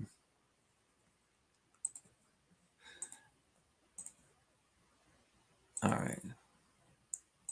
This has to do with my presentation that I did for the Book of Revelation, the one recently. There's a lot of coding in it that we don't get, but now with the ability to communicate with each other so well, we can learn a lot of stuff from other Christians, and I think it's worth just stopping the theme of it. Like here for example, there's 7 letters in the original Hebrew. 1, 2, 3, 4, 5, 6, 7. This is the Aleph and Tav, which is actually in Paleo Hebrew, it's a bull and a cross, okay, a mark. Modern looks like this. When they translate from a Hebrew, they don't really know what it is that. But if you look at the symbolism of what it means, you'll see that the Aleph and the Tav, they mean leader, strong, ox, okay, God, covenant, mark. So when it says that Jesus is the co-creator, God created over here, Elohim, but Elohim is not the name of God. It's a plurality, in fact. So it's not just God, but it's God, Aleph Tav, meaning Jesus. That's a symbol of Jesus. And you can see that coding happening here that the Jews don't even know what to do with it. But the Christians are catching on because they will look on me, Aleph Tav, okay, the God or the strength or the leader of the covenant whom they pierced. Jesus was pierced. Who's pierced? They put in Aleph Tav, and it's hundreds of places related to Jesus, and people don't realize that. There's also, sorry for people getting seizures. There's also here yesterday's study. I'm not going to go into the whole thing, but the 7-fold patterns of Scripture, and we see the 7 church ages. There's a reason it's not just in Revelation, the 7 lampstands, stars, seals, lamps, and all that stuff. We have the 70 weeks rightly divided, showed when Messiah from the creed to build the second temple. Until here, his prophecy is perfectly numerical and lines up where Jesus is here. And then after we have done all of the weeks and we're left with only 7 days, and those 7 days will happen, and that's a 7-year tribulation. And we know the date of Daniel was 300 years before, and more probably before Jesus. So it's been dated. It's been found, Dead Sea Scrolls stuff, so they can't say that this was made up to make it look like a prophecy. I did the calculations myself, And all this to say is there is these patterns of 7 within Scripture, and here just the astounding pattern of 7 in Genesis 1:1. Okay, in the beginning, this is our translation. In the beginning, God created the heavens and the earth. 1, 2, 3, 4, 5, 6, 7, 8, 9, 10. But here there's 7. So using this guy's Ivan Pavin carefully examined the Hebrew text of just Genesis 1 and discovered an incredible phenomenon of multiples of 7 that could not be explained by chance. Genesis 1:1 was composed of 7 Hebrew words containing a total of 28 letters. And then he just goes through all the derivatives just in the first verse. The number of Hebrew words was 7. The number of letters was 28, which is 7 times 4. The first 3 Hebrew words translated in the beginning created contain 14 letters, 7 times 2, and it just keeps on going. The numeric value of the first and last letters of all the 7 words is this, and that's 7 times 100 and 199. So there's a lot of hidden passages. We look at here, 7 days of creation, and take it or believe it, but day 1, light and darkness is created. From Adam to Enoch, over here, you have light and darkness separated in man. You have Cain killing Abel. Okay, this is the first 1,000 years out of the garden. This is sin. Then after day 2, you have the earth covered in water and separated in creation. Another 1,000 years of humanity. Earth was once again covered by water and then separated during Noah's flood. Day 3, land yielding seed-bearing fruit in creation. Another millennia for man. Abraham's seed promised to receive land. Israel given seed, word, and planted in the promised land. Day 4, the greater light, the sun, was created. Here, Messiah came as the light of the world. Messiah came in Malachi, they call him as the sun, S-U-N. Fish and birds are created on the 5th day and instructed to multiply. During another 1,000 years of man's history, he specifically says, fishers of men, dove as the spirit in disciples, multiplication of disciples. 6th day, man was created, told to multiply and fill the earth and dominion over creation. During this 1,000 years, the population of man exploded exponentially. Jesus was crucified here. So right around here is an extra 1,000 years, 1,000 AD. And we're here is like 2,000 AD. So we see the rapid increase in the population. Here he says, go ye forth and multiply on the 6th day of creation. Then you have the last day, right? And God rested. So this will be the millennial reign where Jesus comes down, the second coming of Christ. Jesus arrived here, and if we based it on Daniel's prophecy that's extremely accurate, that brings Messiah should be coming around 32 AD, which he did. Then after, that means he arrived at the 4th day, or the 4th millennial age of man. So we have gone through pretty much 2 days now. We've completed, technically he died at 33 AD.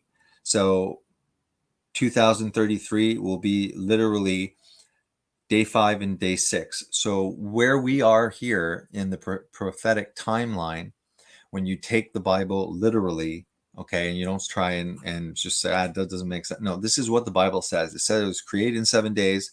It says that man has 6,000 years, and then he enters rest. Daniel says that this is done when the decree for the second temple to be built, there'll be 490 years until all things are closed. All the books are closed and everything's been finalized. Atonement for sin, everything's done. All the vision and prophets, everything is done. So what happens here is that we got to, from the destruction of the temple, we got to 483 days. And there's a 7 year, a 1 week, that last week of Daniel, we've accomplished 69, but there's one more week, and that week will start after the rapture, most believe. But first of all, what are the check marks? What is that last 7 weeks? That's the 7 weeks when the Antichrist comes, seems to solve all the problems. Prior to Antichrist, there was a childbirth happening. There was more and more waves of civil unrest, of earthquakes, of weather patterns, of wars, of famines, of pestilences, just getting worse and worse and worse. So when this man of sin arrives, he will reign for 7 years, and he'll make a pact with Israel. So before we do any mark of the beast stuff, we also have to have a temple that, and this this beast, the Antichrist, will be known as the man who makes peace in the Middle West, and he'll break that covenant. And so we're right at the precipice of the new age, and that means that just like the ark was opened and available for anyone who had faith and to come in, Christ's hand has been open for 2 days. And there's like passages in here that'll say stuff like, I must work 2 more days, and on the 3rd day I will rest, or I will reach my my goal. And he's talking because he is right here during his ministry, and he has 2 more days to work before he reaches his goal, the millennial kingdom. So the patterns inside of the Bible are amazing. There is one more that I just recently watched. We can move that out of the way. And I'll show you.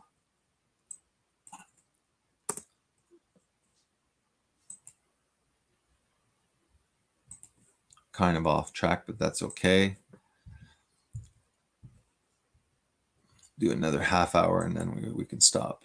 Go to my channel and go to, don't forget I'm streaming. All right, now you see all the stuff I watch. It was really recent. It's a young guy. Sorry for the delay, guys. I should be sharing the screen. Am I sharing it?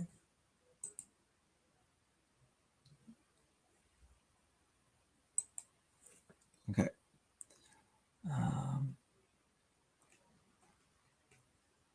Oh, sorry. I have to go through all of history. All right.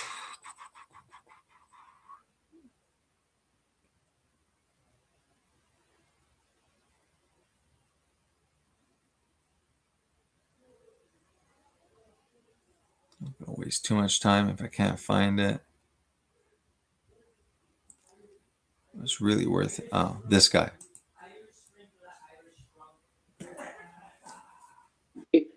He trusted in God. So these are the people. So, Matthew 8. So this is with the King James, okay?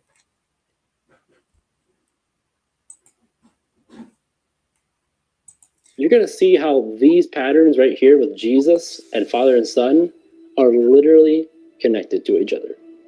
And I knew about these patterns before, like separately, but I had no idea they actually directly connect to each other. So you're going to see that happens in the text of the Bible itself, which is how we know that this is God authenticating it. And I will give unto thee the keys of the kingdom of heaven. And watch what happens. Anyways. Son hath life. And he, Oh, it's all in patterns of 7, and these are a new one that this guy is talking about. And Christians are like popping up with all these like cool new things that they really like didn't see before.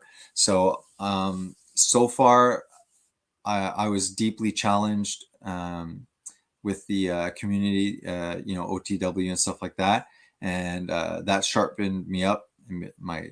My character fell, but I was being challenged with some of the most challenging and difficult to defend passages, and I ended up, being able to defend them, because a lot of things on the surface appear to be sometimes really contradictory, but when you go in deeper, you find the gold kind of thing. There's a pattern where it says the first books of Moses and Leviticus. So all of the in Hebrew, I forget if it's every third or every seventh letter. Let's say if it's 7, so it'll say T, and then 7 letters later R, and then 7 letters H, and it's Torah because they don't have vowels. So you have this code within the Hebrew scriptures that every 7th letter is TRH, TRH, all throughout it. Okay. Then after Leviticus, okay, go to the books on the other side of Leviticus. It's the same pattern, but it's opposite. It's pointing this way. And now it's backwards. It's TRH, TRH, TRH. And then after, when you look at Leviticus, it's Yahweh. So it's YHWH. And so you have Torah pointing towards Leviticus, and then the word Yahweh there. If you're taking out even one word, the whole thing breaks. So these are codes that are insanely complex. Not to mention, they had to make sure that this TRH thing kept going while they're doing while they're trying to explain stuff. And this TRH goes through multiple books by multiple authors, and we have all kinds of like 7s and 70s, and everything is so ingrained where you have 66 books by 40 some authors over millennia, and there's a continuity. I'm always going from from the New Testament back to the Old Testament, not just the messianic prophecies that people know about, but the typologies and the foreshadowings. And if you take the first names of the characters, it has a message as well. There is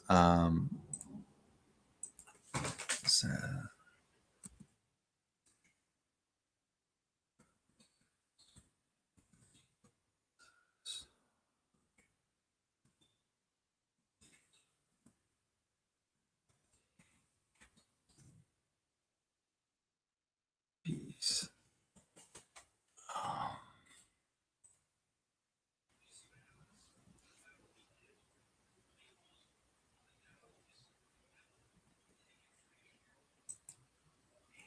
Here you go.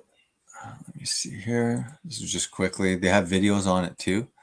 You can look up the names, because like in Hebrew, every single name means something. Emmanuel means God with us. Jesus was chosen because it says God's salvation or God saves.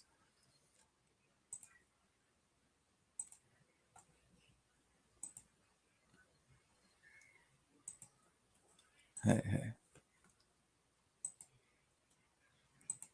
Yeah, this one here. So Adam means man, and you can do it yourself, Go look up what's the meaning of Seth, Enos, Canaan, Mahalalel, Jared, Enoch, Methuselah, Lamech, right up to Noah. And if you put the meanings of the names, it says a message. Man, appointed mortal sorrow, blessed God shall come down, teaching, his death brings despair, the despairing rest. So you have coding within the names. You have foreshadowings, types of Christ, Joseph's whole life is, you could be like, hey, look, Joseph had 12 brothers. Jesus was betrayed by the 12 tribes of Israel. Joseph was, betrayed by his 12 brothers. So then after Joseph was thrown into a pit in the earth, in prison, Jesus was thrown into the pit. He was betrayed by the tribes of Israel. He was betrayed by the brothers who would become the tribes of Israel. Why? Because Joseph was the special one and Jesus was the special one. They didn't like him. So he's cast into the ground, and Joseph is raised up to the right hand of Pharaoh. Jesus is raised up to the right hand of the Father. Then after, you can look, and there's basically the reason he's raised up, Joseph, to the right hand is because he can interpret dreams. And he says there's going to be 7 years of plenty, 7 years of famine. So we're going to store up while we can the wheat for the 7 bad years. And because of that, he saved many. So Jesus is the bread of life. And in a way, Joseph saved many because he gave bread, and that bread was life during the famine. His brothers, at the start, he had a dream, before they threw him and sold him off to slavery. He's like, hey, I had a dream. Oh, look at this nice Technicolor raincoat.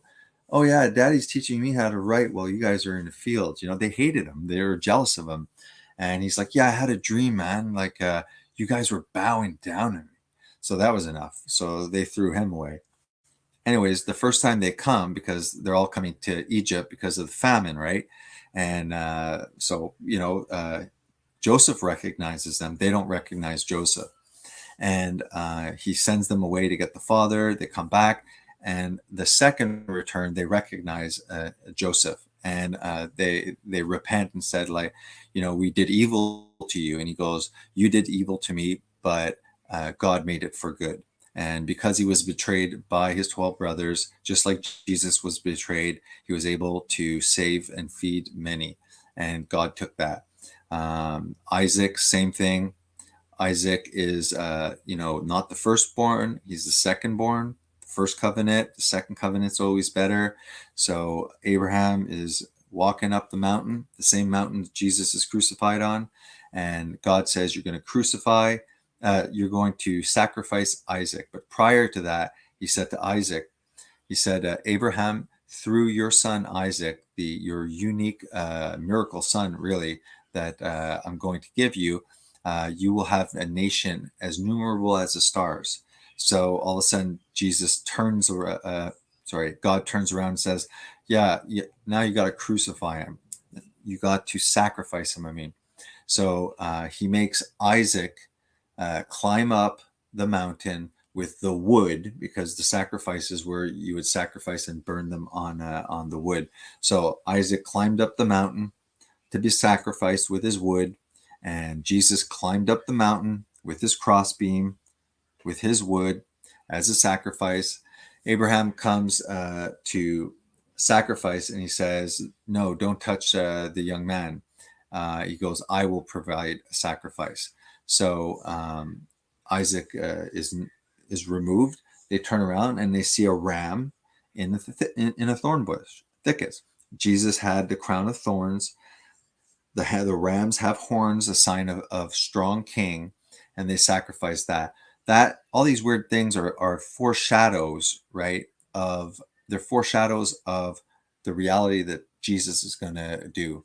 There's the serpent, the bronze serpent on a pole, that if the Israelites that were getting bitten by snakes and dying because they were complaining, they were complaining and saying, we'd rather go back to Egypt, complaining, even though they were getting manna from heaven and seeing miracles left, right, and center, they were grumbling. So God sent serpents, and they were getting bit and they were dying. So they went to Moses, again, a type of Christ, and said to Moses, do something, go talk to God. Like we've sinned, we've been complaining, and now we're dying here.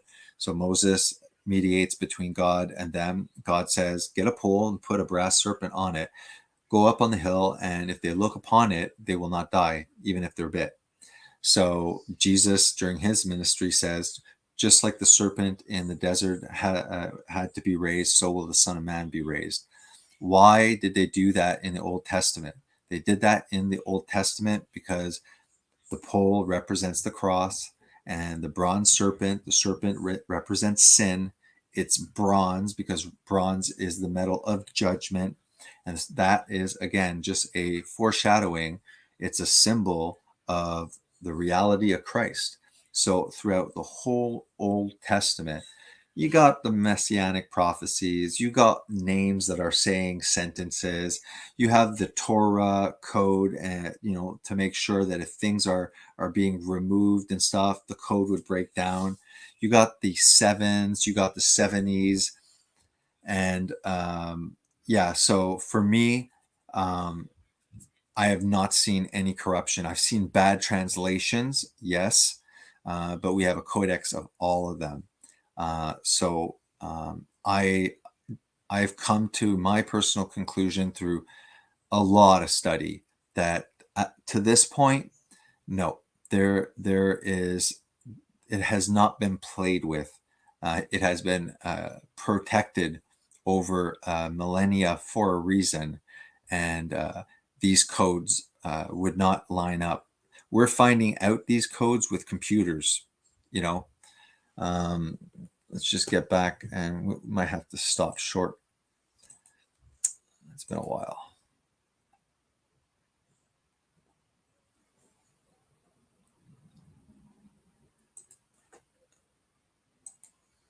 Yeah, it's definitely worth watching this guy. It's insane. Like, I have to sit down and seriously download the stuff so that I can verify this. Crazier and crazier. Crazier and crazier.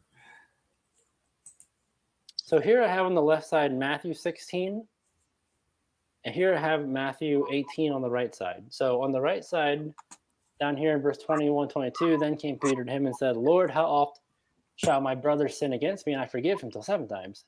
Jesus saith unto him, I say not unto thee until 7 times, but until 70 times 7. So here's Matthew 18 on the right side. And then Matthew 16 is over here, where we were just reading. Simon Peter answered and said, Thou art the Christ, the Son of the living God. Jesus answered and said unto him, Blessed art thou, Simon Bar-Jonah, for flesh and blood hath not revealed it unto thee, but my Father which is in heaven. And let's keep reading. And I say also unto thee, that thou art Peter, and upon this rock I will build my church, and the gates of hell shall not prevail against it. And I will give unto thee the keys of the kingdom of heaven. And watch what happens. Whatsoever thou shalt bind on earth shall be bound in heaven, and whatsoever thou shalt loose on earth shall be loosed in heaven.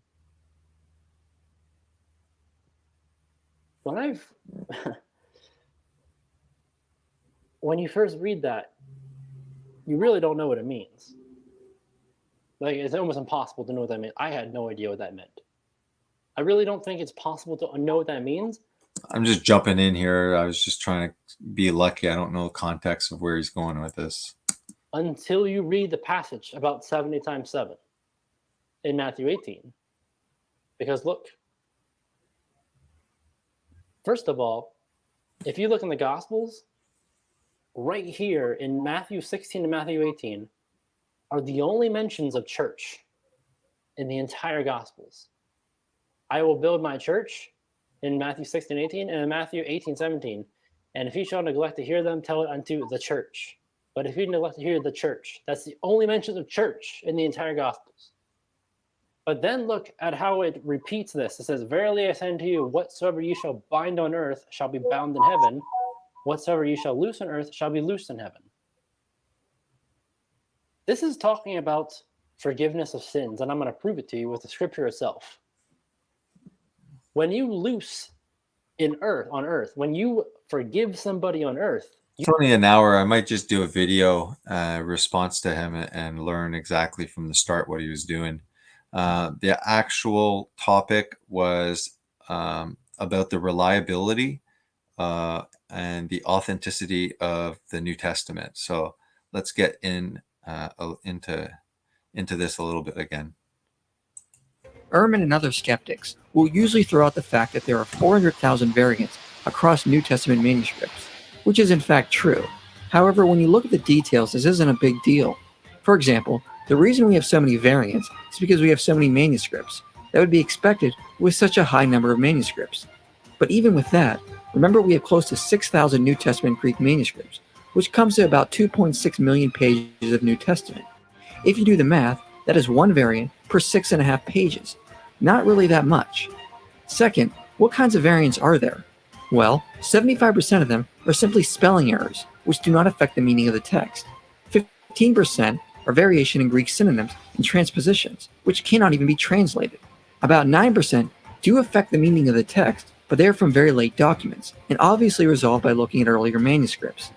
Then, less than 1% do actually affect the meaning of the text and are from early manuscripts. But none of these variants actually challenge or affect essential Christian doctrines, as Bart Ehrman even admits.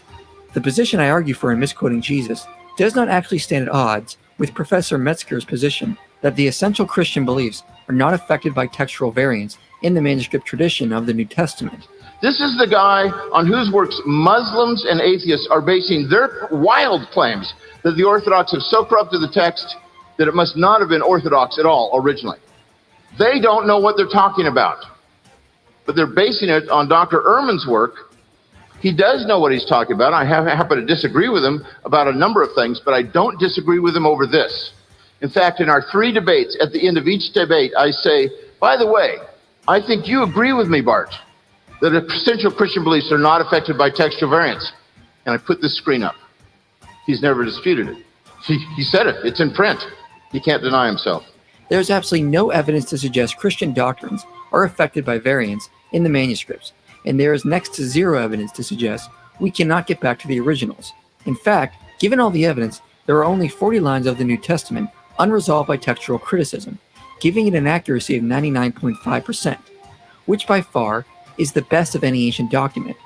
Now obviously, there is still debate over what a handful of passages were originally, and no Christian scholar argues we have exactly word for word what the original authors wrote. But in light of this evidence, we should also avoid radical skepticism that we can certainly never know anything of what the original authors wrote. It simply doesn't stand up to evidence. The overwhelming amount of scriptural passages aren't even debated, and there is no textual evidence that threatens the origins of essential Christian doctrines. So is the New Testament reliable? The obvious answer is yes, and we have barely scratched the surface of evidence. The onus is on the skeptic. The New Testament sets the standard in providing clear evidence of its trustworthiness. If that is not enough, is it possible the skeptic has set a standard that is unreasonable? And if so, why? I'll shout out to Inspiring Philosophy. Go check out his channel. Puts out good content. He actually did a couple of series. This was like just the introduction. So we're going to jump away from here. And I'm just going to share. Why did I go put a gum in my mouth?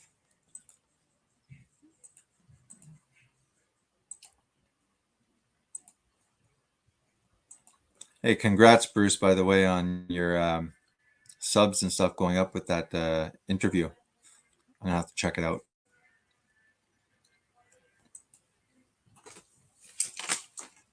All right. What else do they have to say? Here it says that Matthew was always believed to have been the written first. We now go a step further by considering Matthew's gospel according to unanimous testimony of the early church. Matthew was the first gospel written. The church father Eusebius places the date of Matthew's gospel at 41 AD. So these gospels are, really quite early. I think they're all before the temple was destroyed, because, the ones that they're putting later is because Jesus is prophesying that it will eventually be destroyed.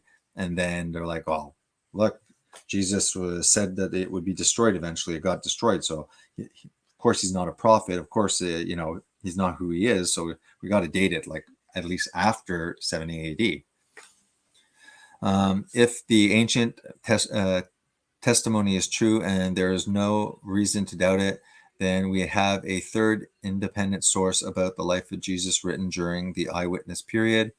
John was an eyewitness to the events. The Gospel of John is usually assumed to have been the last of the four Gospels composed. John testified that he was an eyewitness to the events that he recorded.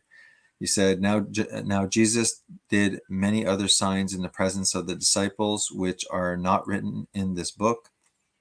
But these are written so that you may believe that Jesus is the Christ and the Son of God, and that by believing you may have life in his name. There is internal evidence on the early date of John. There is also internal evidence that John himself wrote before 70 AD. We read the following description of Jerusalem in the 5th chapter of John. Now there is in Jerusalem by the sheep gate a pool called Bethsaida in Aramaic, which has 5 covered walkways. John described the sheep gate as still standing at the time he wrote. He could not have made this statement after 70 AD. There was no sheep gate. The sheep gate was destroyed in the year 70 AD, along with the rest of the city of Jerusalem. This could very well be an indication that John wrote his Gospels before the city of Jerusalem was destroyed. So, conclusion, there is evidence for an early date for the 4 Gospels.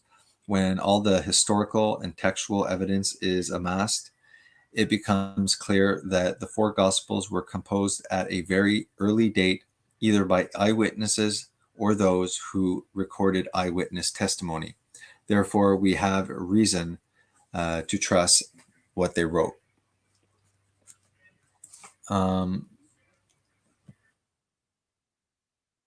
You look here, mid 4th century, so 300 AD to 400 AD.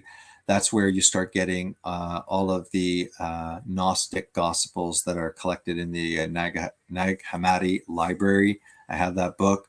It's where you get the Gospel of Thomas, the Gospel of Judas, the Gospel of Mary Magdalene stuff.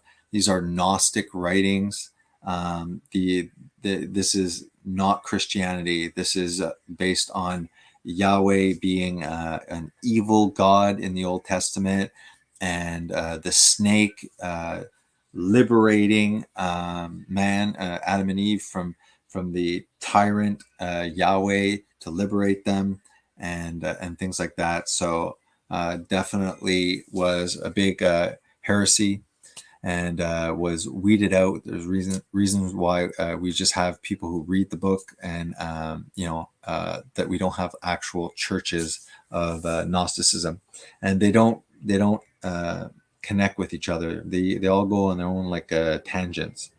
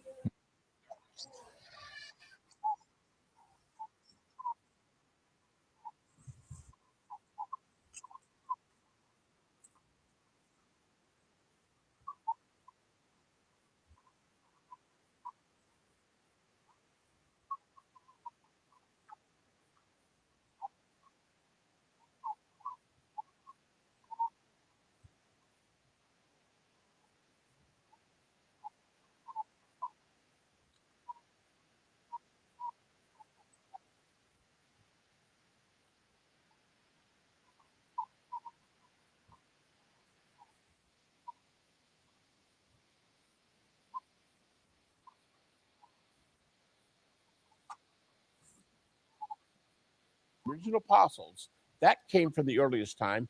Paul tells us he's the critic's darling. These are the big books. He interviewed them personally. now we have a tight argument. So I would do it in reverse order. We know he got the content, and we think the creed is that early. So that's the way I would say it, a 1-2 punch for that creed being early. Yeah. The question is, where in the world did these early Christians come up with this information about Jesus? In other words, if it's right next to Jesus, and Jesus appeared for 40 days, plus his teachings before that, okay? And his disciples are on the scene talking about this, and Paul comes along and he double checks it, okay? And then he preaches what everybody's double checked already, and this is in 24 months, okay? I'm just saying, where did this information come from? Because this is not Jewish theology. This is not pagan theology. This is completely brand new, that Jesus Christ claimed to be God, died on the cross, paid for the sins of the world, rose from the dead, and appeared to all of these people. Let me use an illustration of an amusement park. If you're a roller coaster aficionado, there's two kinds that I'm familiar with. The one that goes ching, ching, ching, ching, ching, ching, and you're going up and you're all apprehensive of coming down. There's the other kind that starts at ground zero and they say, you all set, and you take off immediately. That's what we have here, the latter one. And most scholars are realized, they've been for about 30 years now, the kind of ride that starts out like this is the resurrection. Before then, Jesus made incredible claims. Son of God, Son of Man, Messiah. Wow, this is just blowing my mind. And he's living a life that seems like he's like that. But now he's dead, and we have Black Saturday. This is horrible. Life doesn't get any worse than this. And then what happened? He was raised from the dead. The resurrection is the dynamo that says, whoa, you know what? He must have been who he said he was. And you go, bingo, you were listening. All right, you are writing a book where your bibliography is 4,000 different scholars, and you quote 2,000 that you think are the top scholars in the world. Making it faster. Okay? And I'm saying, are you telling me that these people, 95% of these people, believe what we're talking about right now? Yeah, even if they don't believe in the resurrection, they will say that event proclaimed as the resurrection was the dynamo that shot the message out. We already had the message, but the resurrection caused us to say, the Father did something here. You know, this is really true. And that was what got them, just like the roller coaster takes off like that, there they went to the earth, and they never stopped proclaiming it till their last breath. What was the information that the Christians used to talk about among themselves and preach before the New Testament was written? And where did they get that information? Okay, think about Jesus. He taught for 3-4 years, okay? And then he goes to trial. They're horrified that he's condemned to death. He's brutally murdered by crucifixion on a cross. He's buried in a tomb. They're all in despair. And then 3 days later, the risen Jesus starts appearing. He appears to the women. He appears to the 12. He appears to over 500 people at one time. He starts appearing to other groups of people. And the church then explodes out of the gates, okay? At 40 days later, Jesus has been talking to all these people for 40 days. And then you have Pentecost. And Peter stands up in front of the very city that watched Jesus get crucified. And, 5,000 people listened to his message and believed. So there had to be more than 5,000 there. Otherwise, every guy in the place believed. There's got to be more people that were there. But they preached this. And the amazing thing is 5,000 people believed them. So what did they say? And how do we know they said it 40 days after Jesus was crucified? Okay? And that's what we're talking about. That information, the scholars say, can be found in what are called little creedal statements, little belief statements that were inserted into parts of the New Testament. All right?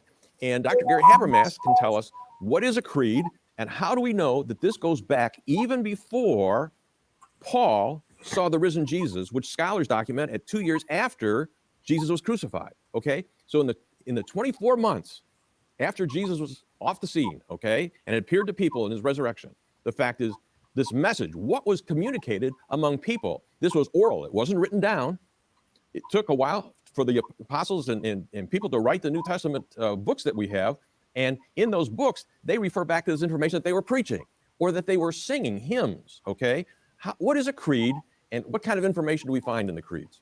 Philippians 2 is an exception, but as a whole, the creeds are very brief, in and out in a dozen or 20 words.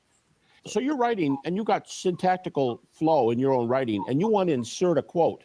Yeah, let's get this so the people, if you're writing a term paper at grad school or at college or high school, okay, and you're using your words, yep, all right, you decide, hey, you know, I saw this article in the Encyclopedia Britannica, and you take about 5 sentences over there. When your teacher is reading your term paper, do you think that they know the difference between you and the Encyclopedia Britannica? The words stand out like a neon sign because they're using a different way of saying things than you are. They're using different words than you use. And what we're saying is the scholars, Greek scholars, can see this in the text. They're reading, all of a sudden they're getting a rough statement and they got some Aramaic words in there and they're saying, right, goodness sakes, this is not this guy that's writing. He got this from an earlier source. They can see the difference. And that's how you know in the New Testament. The more you know Greek, in this case, or Aramaic in a few cases, but the more you know Greek, the more you know there's a break here. Now, the best way that creeds are known is when the writer says this is a creed. And some of them do that. At least twice in 1 Corinthians, Paul said, I gave you what I was given. We haven't said this yet, but those terms, when the underlying Aramaic equivalent of those Greek terms are technical words for receiving and passing on tradition, what the Pharisees did. So we're in line there. Earlier in chapter 11, 1 Corinthians, Paul says, observe the traditions of the elders. Other times, writers in the New Testament will say, observe the early, well, the word today might be catechism, the early teaching handed down, or the early tradition, or here's a trustworthy saying. That occurs several times. Yeah. Now, what I want to get across to the people, Gary, is that this is mind-blowing if you realize that the critical scholars, the 4,000, you're saying the 2,000 of those guys that are the most influential, 95% of them virtually agree that this is historical, and it goes back early to that time period before Paul even accepted Christ. And so this is important information, and I'm saying... All right, so you guys can watch that if you the rest of it, if you're interesting. It's the most exciting New Testament develop about the shorter creeds that were being passed around and that were basically teaching the core tenets that we still hold as Christians to this day. I'm going to stop because I think I've past even 2 hours, which is quite long. Get along. Do you want to come on, Bruce, for a few minutes, or I'm going to have to get off soon, but.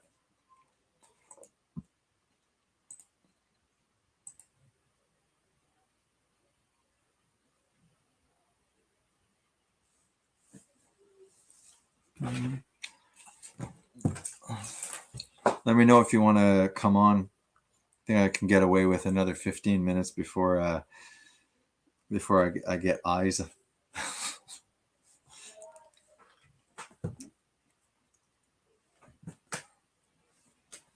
clicky if you wanna. You can update to yeah. All right. Try the link, or else I'll send it. Invite.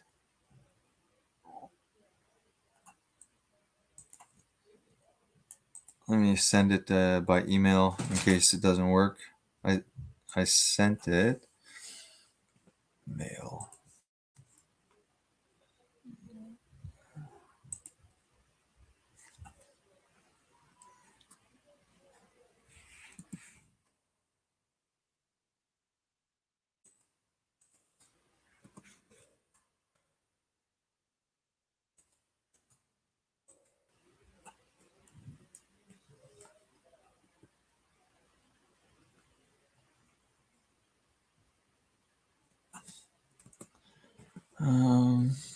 Send. All right, I think I just sent it correctly.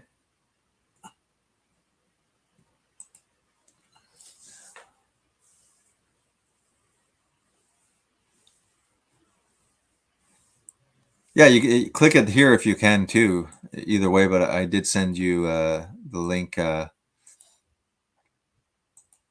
link also in the chat.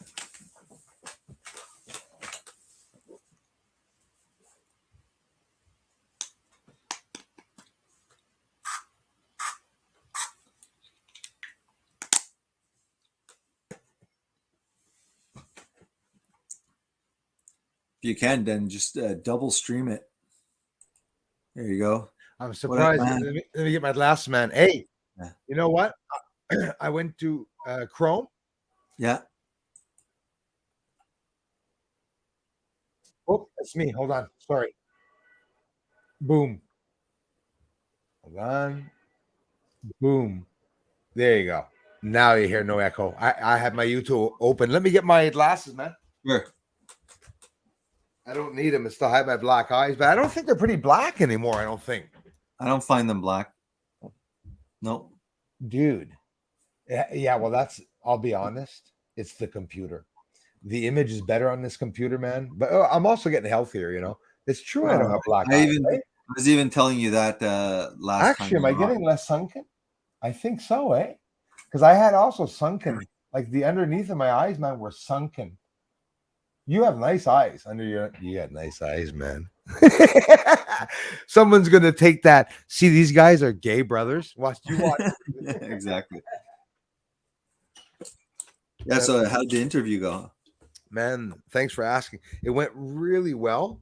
I'm hoping the subscribers aren't just a thing because it goes up and down. I'm already under 98 now. I'm going back down. I'm down. I just lost 20 subs. There's a compensation. There's a couple of trolls that have like maybe 100 channels, and then they'll take down however their sub. It doesn't change anything. It's that it goes up and down, but it stays always at the same number. But now I touched 98,000, so it's really cool. I hope it stays. I think it will. I think it will. Are you able to start double streaming on your channel once you're on? Yeah, I can stream right now if you want. Yeah, double stream it. Sure, let's do it. Hang right on. Because there's nobody anyways on. Stream this to your audience. Right on. There we go. Yeah, so we can just talk about whatever we want, and I guess it'll start recording the stream just from now. And Jason Schwartz. Yeah. Talking about all. There you go. Yeah. Hold on. Yes. Welcome everyone, and I'll just write a little thing in instead of just throwing it out there. There we go. Welcome everyone. Speaking with my brother after his stream. There you go. So that they'll check. Oh, he streamed. Whatever. No, you know? We'll end up going on some kind of tangent. Then you'll be able to say, okay, that's the theme. Yeah. And listen, 15-minute stream or 20-minute stream is great. More people will watch it. Why? Yeah. Why did they stream 15 minutes? Why did Bruce and Jason stream? All right, ready? Yeah, I can stretch it for half an hour even. So don't worry about it. You know, I can't do this. I guess I can do this with anyone. But you know what I'd like to do? Like, I can't just choose your channel without reaching you and doing it. You know what I mean? Like, I can't stream anyone's channel. You have to be like connected like this, and then you can stream their channel. All right. So hold on. Save changes. We could be live. So careful. I'll tell you. I think we are. Yeah, we'd be live. I'm not looking at my channel. I'm just staying on yours. And real quickly, let me check on the phone. I can check on the phone. Let me know, please. So for those, give me an update while I'm doing this. Those just arriving to Brucey's All channel. I'm on Jason's channel right now. So if you want to watch this from my channel, just for the fun of it, to give my brother a couple of views, if you want to know who he is, head over to his channel from my stream. Don't watch it here. This one is just try to go over to Jason's for the fun of it to see how many people can go over to the stream to get more attention. You know how the algorithm is. Welcome, everyone. We're talking for a couple of minutes, like half an hour or less, because we're just about finishing. Jason's been streaming today a couple of times.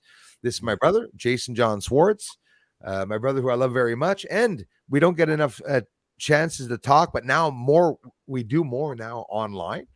And if you guys want to get to know him, he's doing some new shows about the system and all the bull crap that's going on and stuff. So there'll be new topics and stuff. So, hey, head on over and give him some love. And if you're here, well, Bruce and Jason Schwartz, that's my brother. And we're talking about just everything and anything.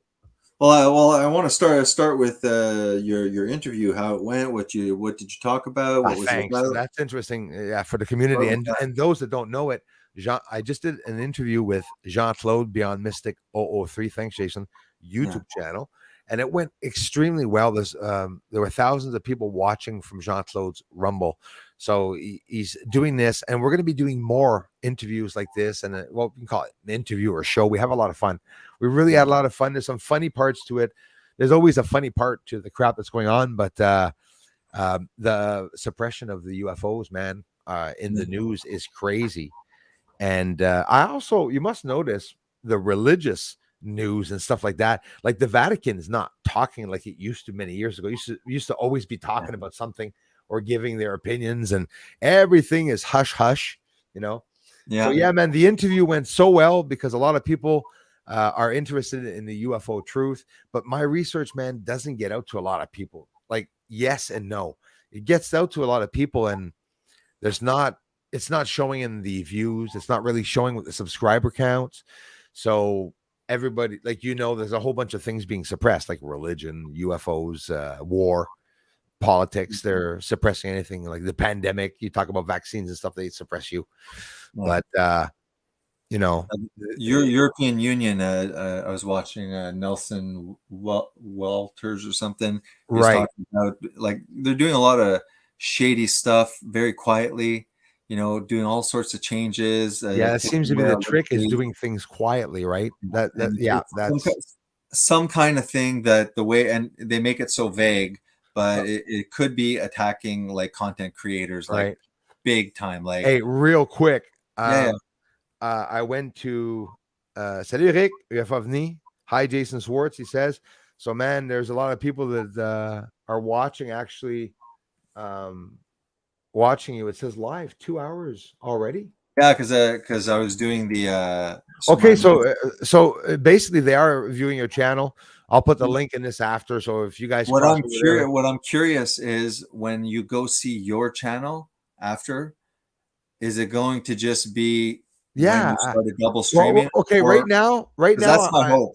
Right now, I'm looking at the feed, and the feed is all your feed on top, right? Because it's your channel. But now that I started streaming underneath, I see Stephen A. Stephen A. had problems, and he's back on the channel. Thank you, real Stephen. Quick, Jason, shout out, okay? Pat Calsar is in the house. Riley, these are all members. Elias, Stephen A. They're all members. Everyone that's here on this channel is a freaking member. Thanks, guys. Christopher Rollins is here. Thanks, brother. Hauser, it won't be long. I go down the list real quick because I regret not doing it. Double streaming. Jason John Swartz just commented, so I see your comment. Yeah. So in other words, it's literally a shared stream, I guess. I don't think I'm going to have a feed except for this feed. Yeah, I'm curious. I'm going to be curious when it loads. Is it going to be the 2 hour thing on the Gospels? Or is it once you go live? It could be that I'm sharing the gospel. So be it. I'll share a part of the Bible. It's an interesting. No, you can actually just YouTube editor and just click. No, not even. No, won't even do it. People will get to know you. Keith Oliver is here. This is awesome. You guys are awesome. I love you guys. UFO Jason has an 11-inch Celestron, just like mine. Same telescope. And he films the stars. He films the UFOs, like me. Same things that he's seeing, the same image that he's getting at the same time. But the sun, he does a whole lot more than me. Love UFO talk. Keith Oliver says, and like my brother's totally into talking about UFOs. We all have different terms of everything, right? Like it goes from demons and evil entities, and we can't really say no. Like I'm not saying no.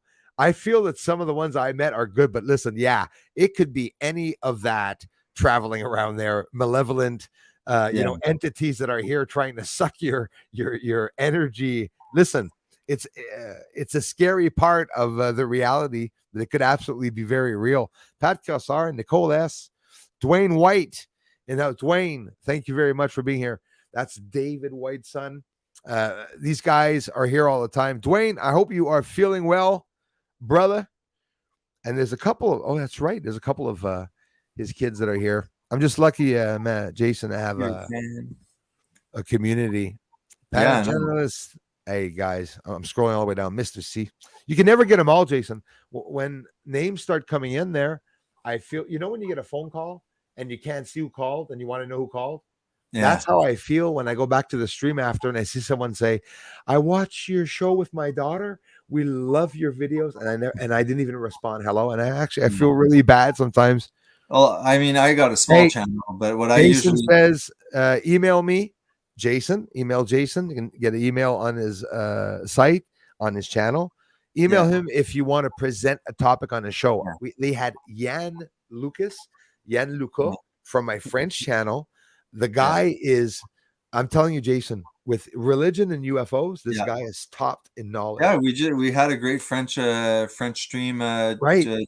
And he told and he told me I never talked about it on your channel because he's very humble about it. Yeah. He's humble about it and stuff like that. And he gas. Thanks a lot, you guys. And if there's any questions, well, don't be shy. That's because the real Pope was executed for crimes against humanity. I heard that theory. There's a theory out there, Jason, about supposedly some, popes having been taken out, so to say. There's an actor taking his place. Some people also talk about holographic images I've heard before. Did you see the video of him putting the nose of his mask, giving himself away? No. Yeah, I think I did some of that. It is. Hey, Jason, I can't post. Yeah. I can't click on the people to put them up here on the screen. So that means it's like we sort of really are like on your video. I'm still like the primary, I guess. Yeah, because it didn't say connect streams, right? It said share a stream or something, right? Is that it? So it's like, I don't know. You did it on your side. I just see a double thing up here on the right hand there. Right. But Ghost says that's a fact. I won't do it all night, man, but I'm going to try to shoot a couple out. That's a fact. And thanks, man. That's a fact and true about this demon entities sucking your life energy and making shite go wrong. That is a real fact. They don't want to admit it. And Ghost Channel feels that way. See, just Frank. Hello. Thank you very much. So yeah, man, it's totally possible. Peter Pan in the house. Go ahead, man. What I'm looking for is my regular thing for my channel is here. I'll oh yeah, so you have control. I don't. So in other words, I'm sharing the stream, but I don't have control. I can only see the feed. But I can share something if you want. Oh yeah. No, so, we're just talking for a while, anyways. But I mean, we'll make it interesting, man. Yeah, like this was the one that me and Jan did. That was this morning. So every Monday, Bruce will be there because he's part of the cult now, doing fasting and a ketogenic diet. Yeah, every Monday, man. Every Monday there's a stream. This one was actually really good. And I also I'm Christian, so in the morning I do one chapter per day and I do a reading. But I had Kurt. He's a member of your channel. I had him on talking about secret societies. So ideally, it was interesting. I saw partly of it, and So awesome. Ideally, what I like to do and what I'm trying to do is that I want to invite people on that have stuff to say. So and you would come on, and you can hook me up with a JJSW. So I posted in the chat the email to contact me from. And if you have a topic that you're well versed in, and you don't feel like starting content creating on your channel, give me give me an email. We'll talk about it, and make some shows. Like go to his channel to make some interesting shows, because Jason is, and don't be shy. And I know for a fact, I'm going to talk for him. He's totally open to all debate. All debate. Oh, Lisa Birch is here. Lisa, I've been down, guys, for 3 days, by the way, since September 10th at night. My last post, I went down. So I was also interacting with Lisa Birch. She's having problems sending me stuff. I never see the bloody things that people send me. Lisa Birch also, I told her she can come on during my live stream. Jan Lucas is in the house, by the way. That's Jan. Yeah, Jason had a good stream with him. I saw part of it, of course. Yeah. Keith, everyone, thanks you guys. Star Hunters here. Jason Bresney, Packy, Samo Taki. I love these names, man. Some of the names are incredible. And thanks to all newcomers also. People just arriving from Jean-Claude Beyond Mystics channel. This is an out of the ordinary stream. By the way, I'm happy to present you. This is my brother Jason. And I stream on Fridays, both at 1 and 8 Eastern, and Wednesdays at 5 p.m. Eastern. But Jason, Mondays and every day, about his Christian belief and other topics, like I said, especially, and you're starting really, like you mentioned to me, various topics, and you're willing to have a whole bunch of people come on and talk about different interesting subjects, and that you're going to be bringing up, which is very interesting. Like for Kurt, for example, I said, look, I said, I'm Christian. I said, so probably spiritual topics. It's going to be like, like a careful dance of respecting each other. I said things happening in society currently, New World Order, secret societies, this generation, the degeneration of society, current things, CERN, like all of these aliens, things. Extraterrestrials, spirits, demons, entities, Bible, everything. He's not a guy that, don't come and offend me. He's very able to talk. He loves debate. Yeah, I'm into the giants, the Nephilim, and knowledgeable debates, interesting debates, not just not even debates. Like when I invited Kurt, I told him, I said, this is how it's going to go down. I said, you're my guest. I said, I will not be interrupting you. I will be writing questions while you're going. And I said, then when I see there's an appropriate pause, I said, then I'll ask more questions. Yeah, absolutely. When I invite people on, if they want to, if I decide like, oh yeah, that's interesting, it's not even going to be a back and forth. Like, oh yeah, well, I think it's really like, I like to interview people. I like to allow them to have a platform, and I write the questions so that I don't forget them. And then I pull more out. So with Kurt, you'll see if you watch The Secret Society, I don't put any 2 cents in it. It's like, if I want to invite, I don't mind debating as well, but I could also, I'm trying to have my platform as a place where if people want to debate, I could moderate as well. Right. I want to kind of do a little bit of different stuff with it. So again, I'll post my email, and you just contact me and we set up a date. And if you want to be a guest and you have an interesting topic that you want to share, then I am here as a guest. Jason, yeah. Look at my name. I didn't know I could change. I'm gonna put it back to Bruce. So childish, eh? We're brothers, guys. Come on. Yeah, so talk to me a little bit about like the alien disclosure, because I tried once. It was like 2 hours into it, and I was like, it's just lingering. Like, give me a timeline, let's say, of the last 6 months. What's been happening? Is there a progression? Or like what is this, a disclosure? Talk to me like I'm somebody that has no idea about Right. So everyone's used. That's a great question, and the whole community is ready to answer. Anyways,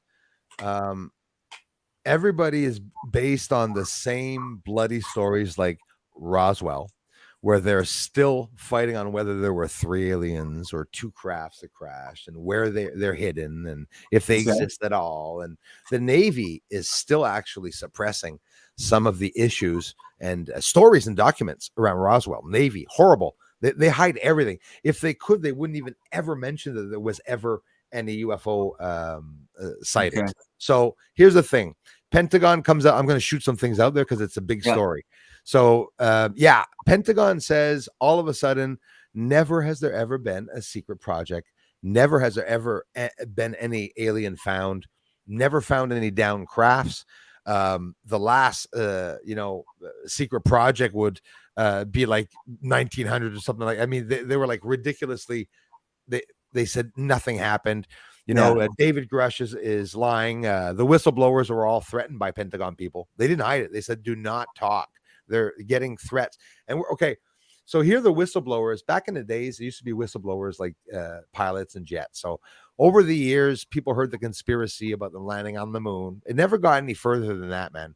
There's never been a public hearing ever, except for the one in Roswell.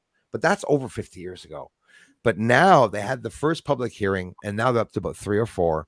But again, people are very upset because they're not talking about much. There's a word that keeps coming up on the skiff. So in other words, somebody says, well, who did they find or what was there? Well, I can tell you, sir, on a skiff, like private meeting and stuff like that. I can't mention it here. It's top secret. Yeah. They don't have a clearance to talk, but now the whistleblowers and the ones that want to come out are the ones in charge of the programs, the secret programs. So it's military generals and people high up and people that are now retired, like former David Grush, which is a guy that was in charge of the unidentified aerial task force that became, they changed the name to unidentified anomalous task force. So the war started, we won't mention it much, Ukraine and Russia, right? Yeah. Starlink used to furnish satellites. Now they're not furnishing satellites. I'm going quick through the story. Sure. And because it could have advanced and, you know, caused many deaths in Russia and whatnot. So I'll leave it at that. But they found, amongst that time, they found free energy. China sent up a sun. It's another type of energy that does not have any biological waste when it's heated very high, fusioning. It's clean energy. And once it started, it keeps burning. And China made a bloody sun. And they sent that up into, and at the same time, I know your head must be turning, because try to think if any, at one point, anything in the Bible could have mentioned that, everything and anything that I'm saying. So they made their sun that became 10 times or 100 times hotter than our own sun. Then I started asking myself a question. Our sun is hot, very hot, because it's massive. Like, how did they create a sun which you see going up in the sky? It was big enough. I can't tell you what the size of it was, but I would say it's as big as a truck, several trucks. Is there's footage of this? Or absolutely, you can look it up right now if you want to. If you want to put it on screen, take your time as I'm talking. You're going to look up. You're going to write China's sun. You'll even see the people there. So on YouTube. Yep, absolutely. Okay. They didn't want to put it up. America has one underground. Germany has one underground, but it's contained in a magnetic field, the same, just like in a solar system. They're cheating space, right? And they're doing this underground, but China sent it up. You know, it's like, hey, no problem. If it explode the atmosphere, and it could have exploded the atmosphere. It's heat. They're setting up this ball of energy inside of oxygen. Very scary, you know. So, and the video is apocalyptic, man. Honestly, it's apocalyptic. That one, this one? Yeah, absolutely. That's one of them for sure. Yes. Okay, let's give it a go. Yeah, that's the perfect one, I think. Is it? Step toward the so advance through that, Michio Kaku. Yeah. I call him Michio Kuku. I'll tell you. You see, so far, I think we're getting played because this looks like an illustration. Oh, you'll know right away. You'll see Chinese people in front of us. Whoa, maybe no. Right. You wrote Chinese sun. It's a nice thumbnail. That's it. Yeah. So write Chinese sun. Images. Live. Oh, here, Chinese sun. Live. Chinese artificial sun. Live. Okay. It was right there. Yeah. Right. All right. Artificial sun will be interesting. Those just arriving, we're going to see. We're talking about free energy. We're talking about what's next in the system. I believe everything that's plugged is. Let's see. I didn't see it. Sorry, I was too late to see it. No. I'll try and fast forward it. Yeah, I'll tell you right away. Yeah, just scroll. I got quick eyes on the bottom. Scroll right across. Keep going fast. Nope, nothing yet. Nope, it's not there. No, it's always on the thumbnail, you know? Yeah. Oh, wait, it did show something a little bit. You can do something. If not, we'd have problems showing Alex Jones. I was going to just type in the. But that's what is there, the thumbnail. Yeah, scroll down. I can see it pretty much. Maybe a short video. China record with experimental. It's like they're all giving the right time. See, it's right there. The buggers. China just launched its artificial sun. What's the views? You'll know if it has many views. Yeah. If that's what they show, it's literally that. Yeah, I think this is the one. Yeah, exactly, Jason. So this wasn't that long ago, Jason. It's the second time they do this. So look, they're launching it. Okay, and you might not hear the audio, or maybe it's best you leave it down. Bright light ascending into the air, followed by billows of smoke, with a crowd of onlookers on the beach avidly capturing the moment on their phones. Yeah, you won't need the audio. The posts have since been debunked, as they reportedly picture a completely different event, the launch of a Chinese rocket a few weeks prior. Snopes reports that the video is likely to be from a launch from Wenchang Space Launch We'll Center get a in copyright, Wenchang, Jason, with the Hainan, volume. China. I'll get a They're copyright. fighting Another fire. viral video captioned the moment China launched the artificial sun All as these night people, turned like, into day. have I'll no get a idea. Shows a similar Jason, ball I'll of get a light with copyright its with ascension that taking volume, place no? at night. Twitter Just turn users the audio commented off. on the I'll event, talk in its with place. many frightened by the possibility of a fake sun. Jason? China's actual experiment, which remains firmly on the ground at a nuclear fusion facility in Stop- Shanghai, stop the is audio designed to because we'll hopefully get a one day copyright create strike. unlimited clean energy. The machine managed to reach temperatures of up to 70 million degrees I Celsius. don't think we can hear Bruce. That means China's East machine can burn almost 5 times hotter than the thing that is literally keeping everyone on Earth alive. Can you hear me?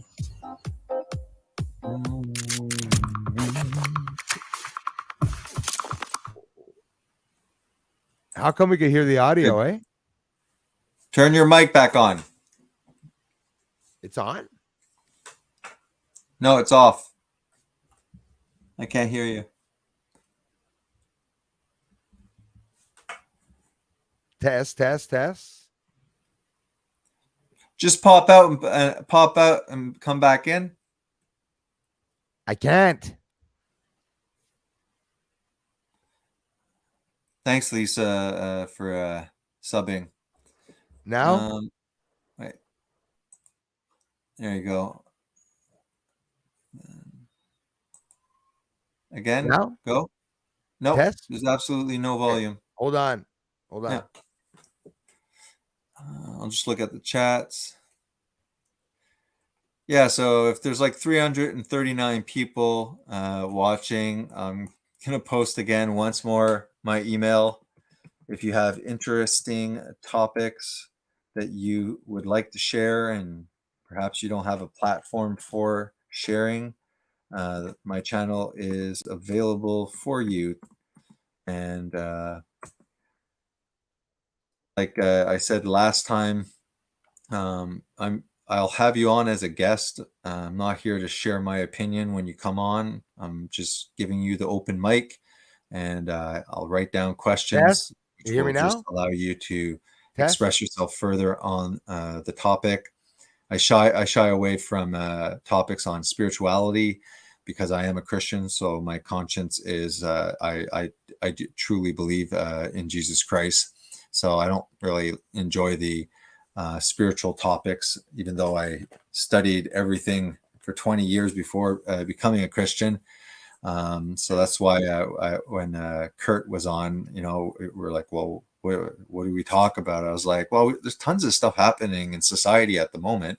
And I said, CERN, like, why does CERN have Shiva, the destroyer statue? Like, what's up with that?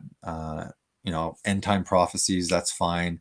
I just don't want to get into like theological discussions. I've done that if you look at my previous videos. So I do the morning bread, and I do some Christian content every Monday. I do a fasting keto carnivore live stream. Bruce is usually there, giving us an update on his weight loss journey.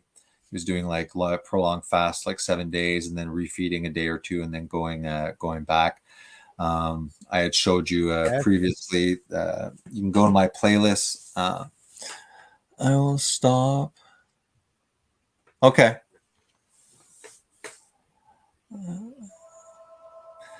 I'm gonna kick you out. Wait. Yeah, call me. I'll just kick Bruce out and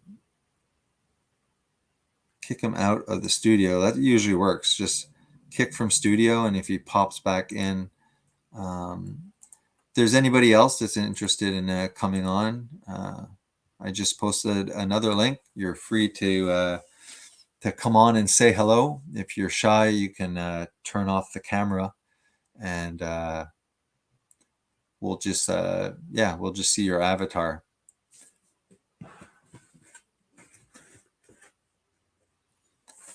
Yeah, I like stuff like New World Order. I don't know if any of you guys watch Noah Yuval Harari, the historian spokesman for the World Economic Forum. That's basically telling us our whole body is going to be like a commodity, and that we're just a bunch of fleshy algorithms that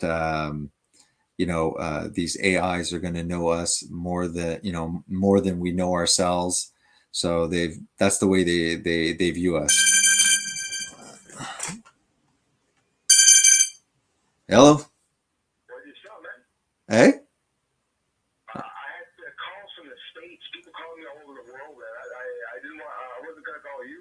Oh, okay. But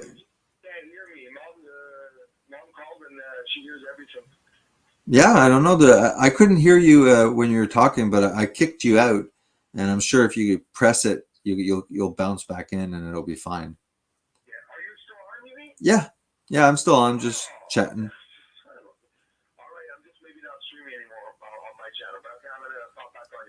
All right, call me if there's a problem. Then, because if you're not coming back or you can or something, I'll stop the stream.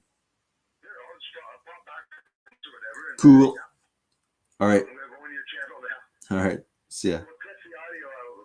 Yeah, for sure. All right. See ya. Love you. All right, Bruce is going to try and get back on. Yeah, there's a lot of stuff on CERN and stuff like that as well that is some shady business. I think that they're going after our food supply. They're just squishing out family-owned farms, and I'm actually worried. I have a friend, JD from Garland Farms channel, and he was putting out content, like almost a little bit every day, and no content anymore being put out. I had contact information, offline. We used to talk. Something happened to him. I hope something, not serious happened, but I'm kind of worried about Garland Farms.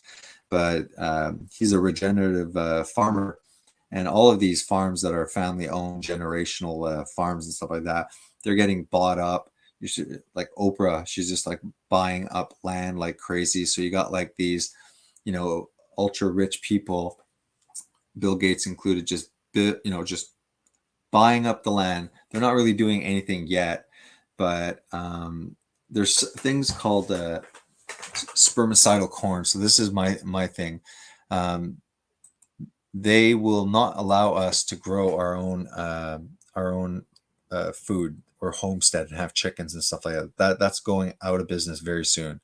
Spermicidal corn. So check this out, guys. I'm just going to share the screen.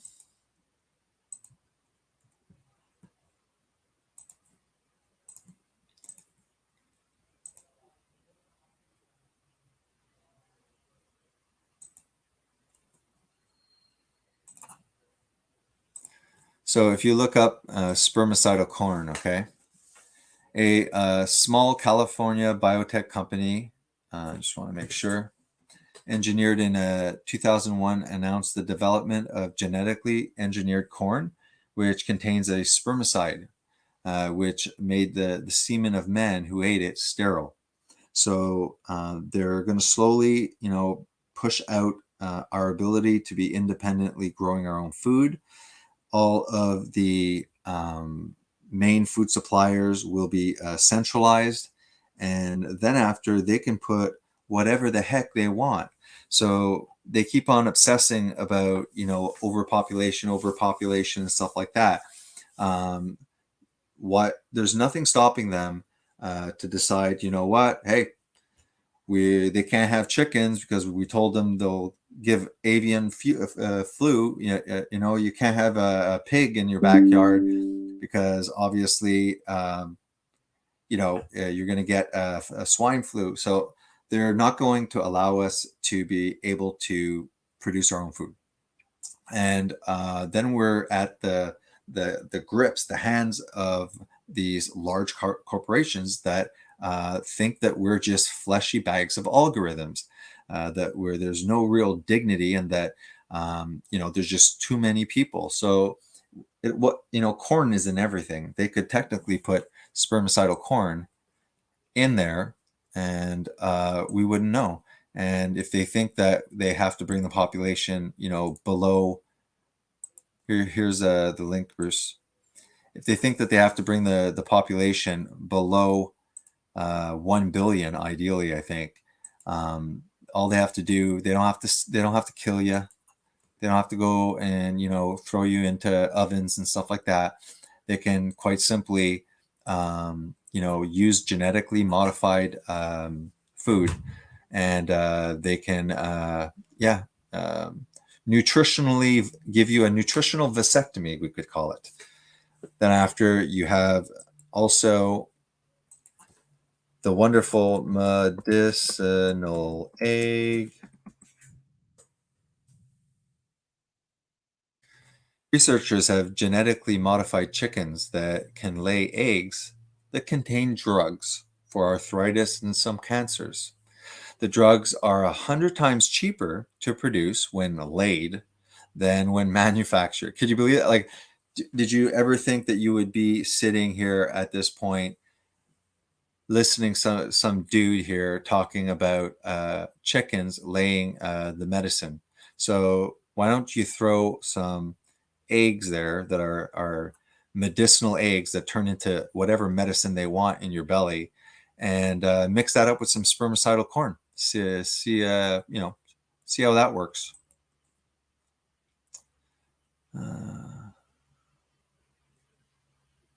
Yeah, I posted the link here. I can send. Here's the link, Bruce. I'll send another. I'll send you another one by email.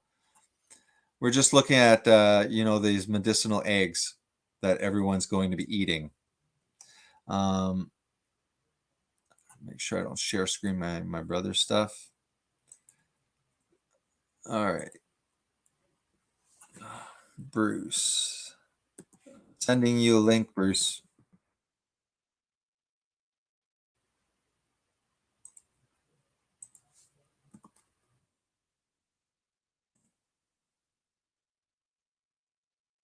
I'm just sending a link here.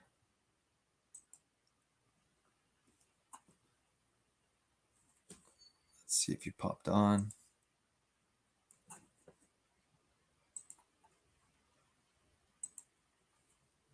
Okay, we'll go see. Yeah, I sent it to you. Sorry for the delay. So what do you guys think about those medicinal eggs? So I'm sure they'll be able to protect us by putting a mRNA egg to keep us healthy.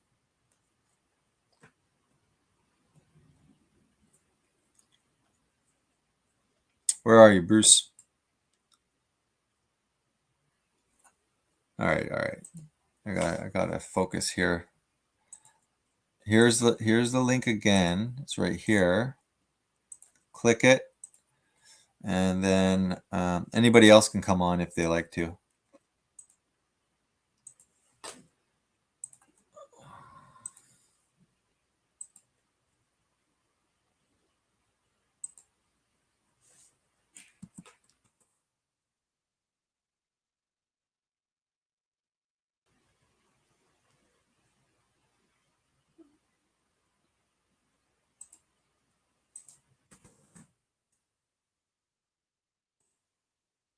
Bruce, I sent that one.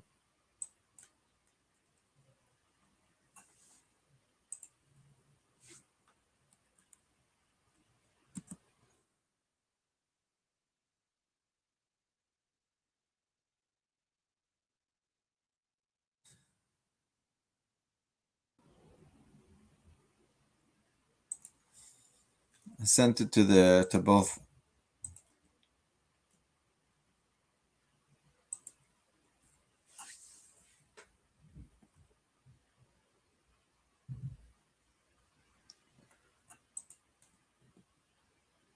All right, there you are. Good. How's the volume now? Right on. You hear me? No damn volume. No, it's you. Did I do it? It's you. Remove from stage. No.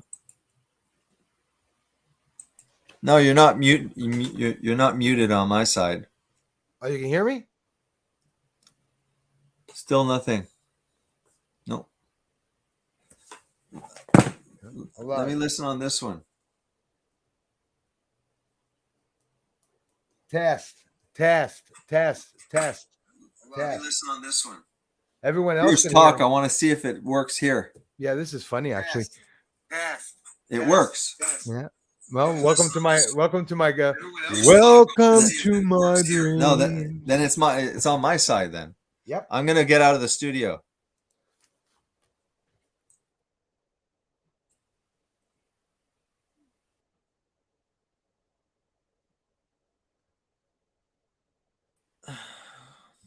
Say something. Test. Everyone can hear you except for me, so it's on my side. Yeah, it would be the audio. That's about the only Audio. thing. Yeah. No, you can. I don't know. Do a test. Testing. 1, 2, 3. No. Audio test. In audio.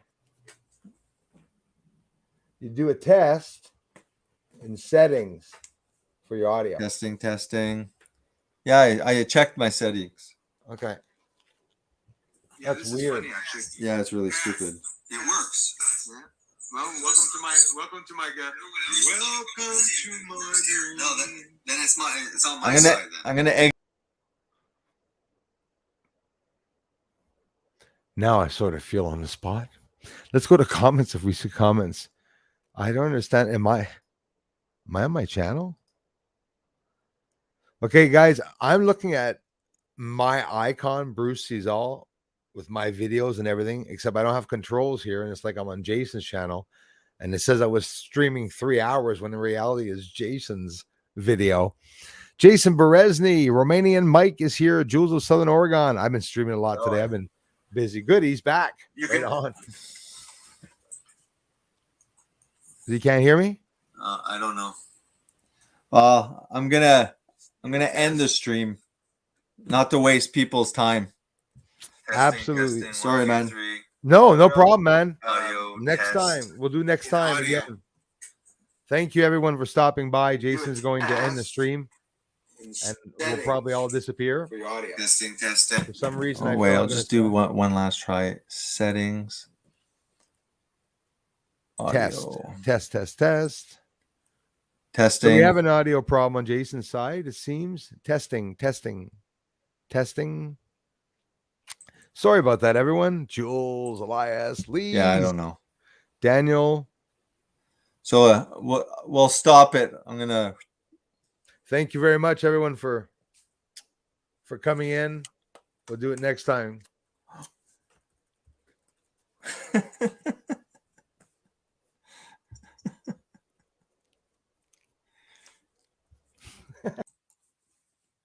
All right. So unfortunately, it didn't work.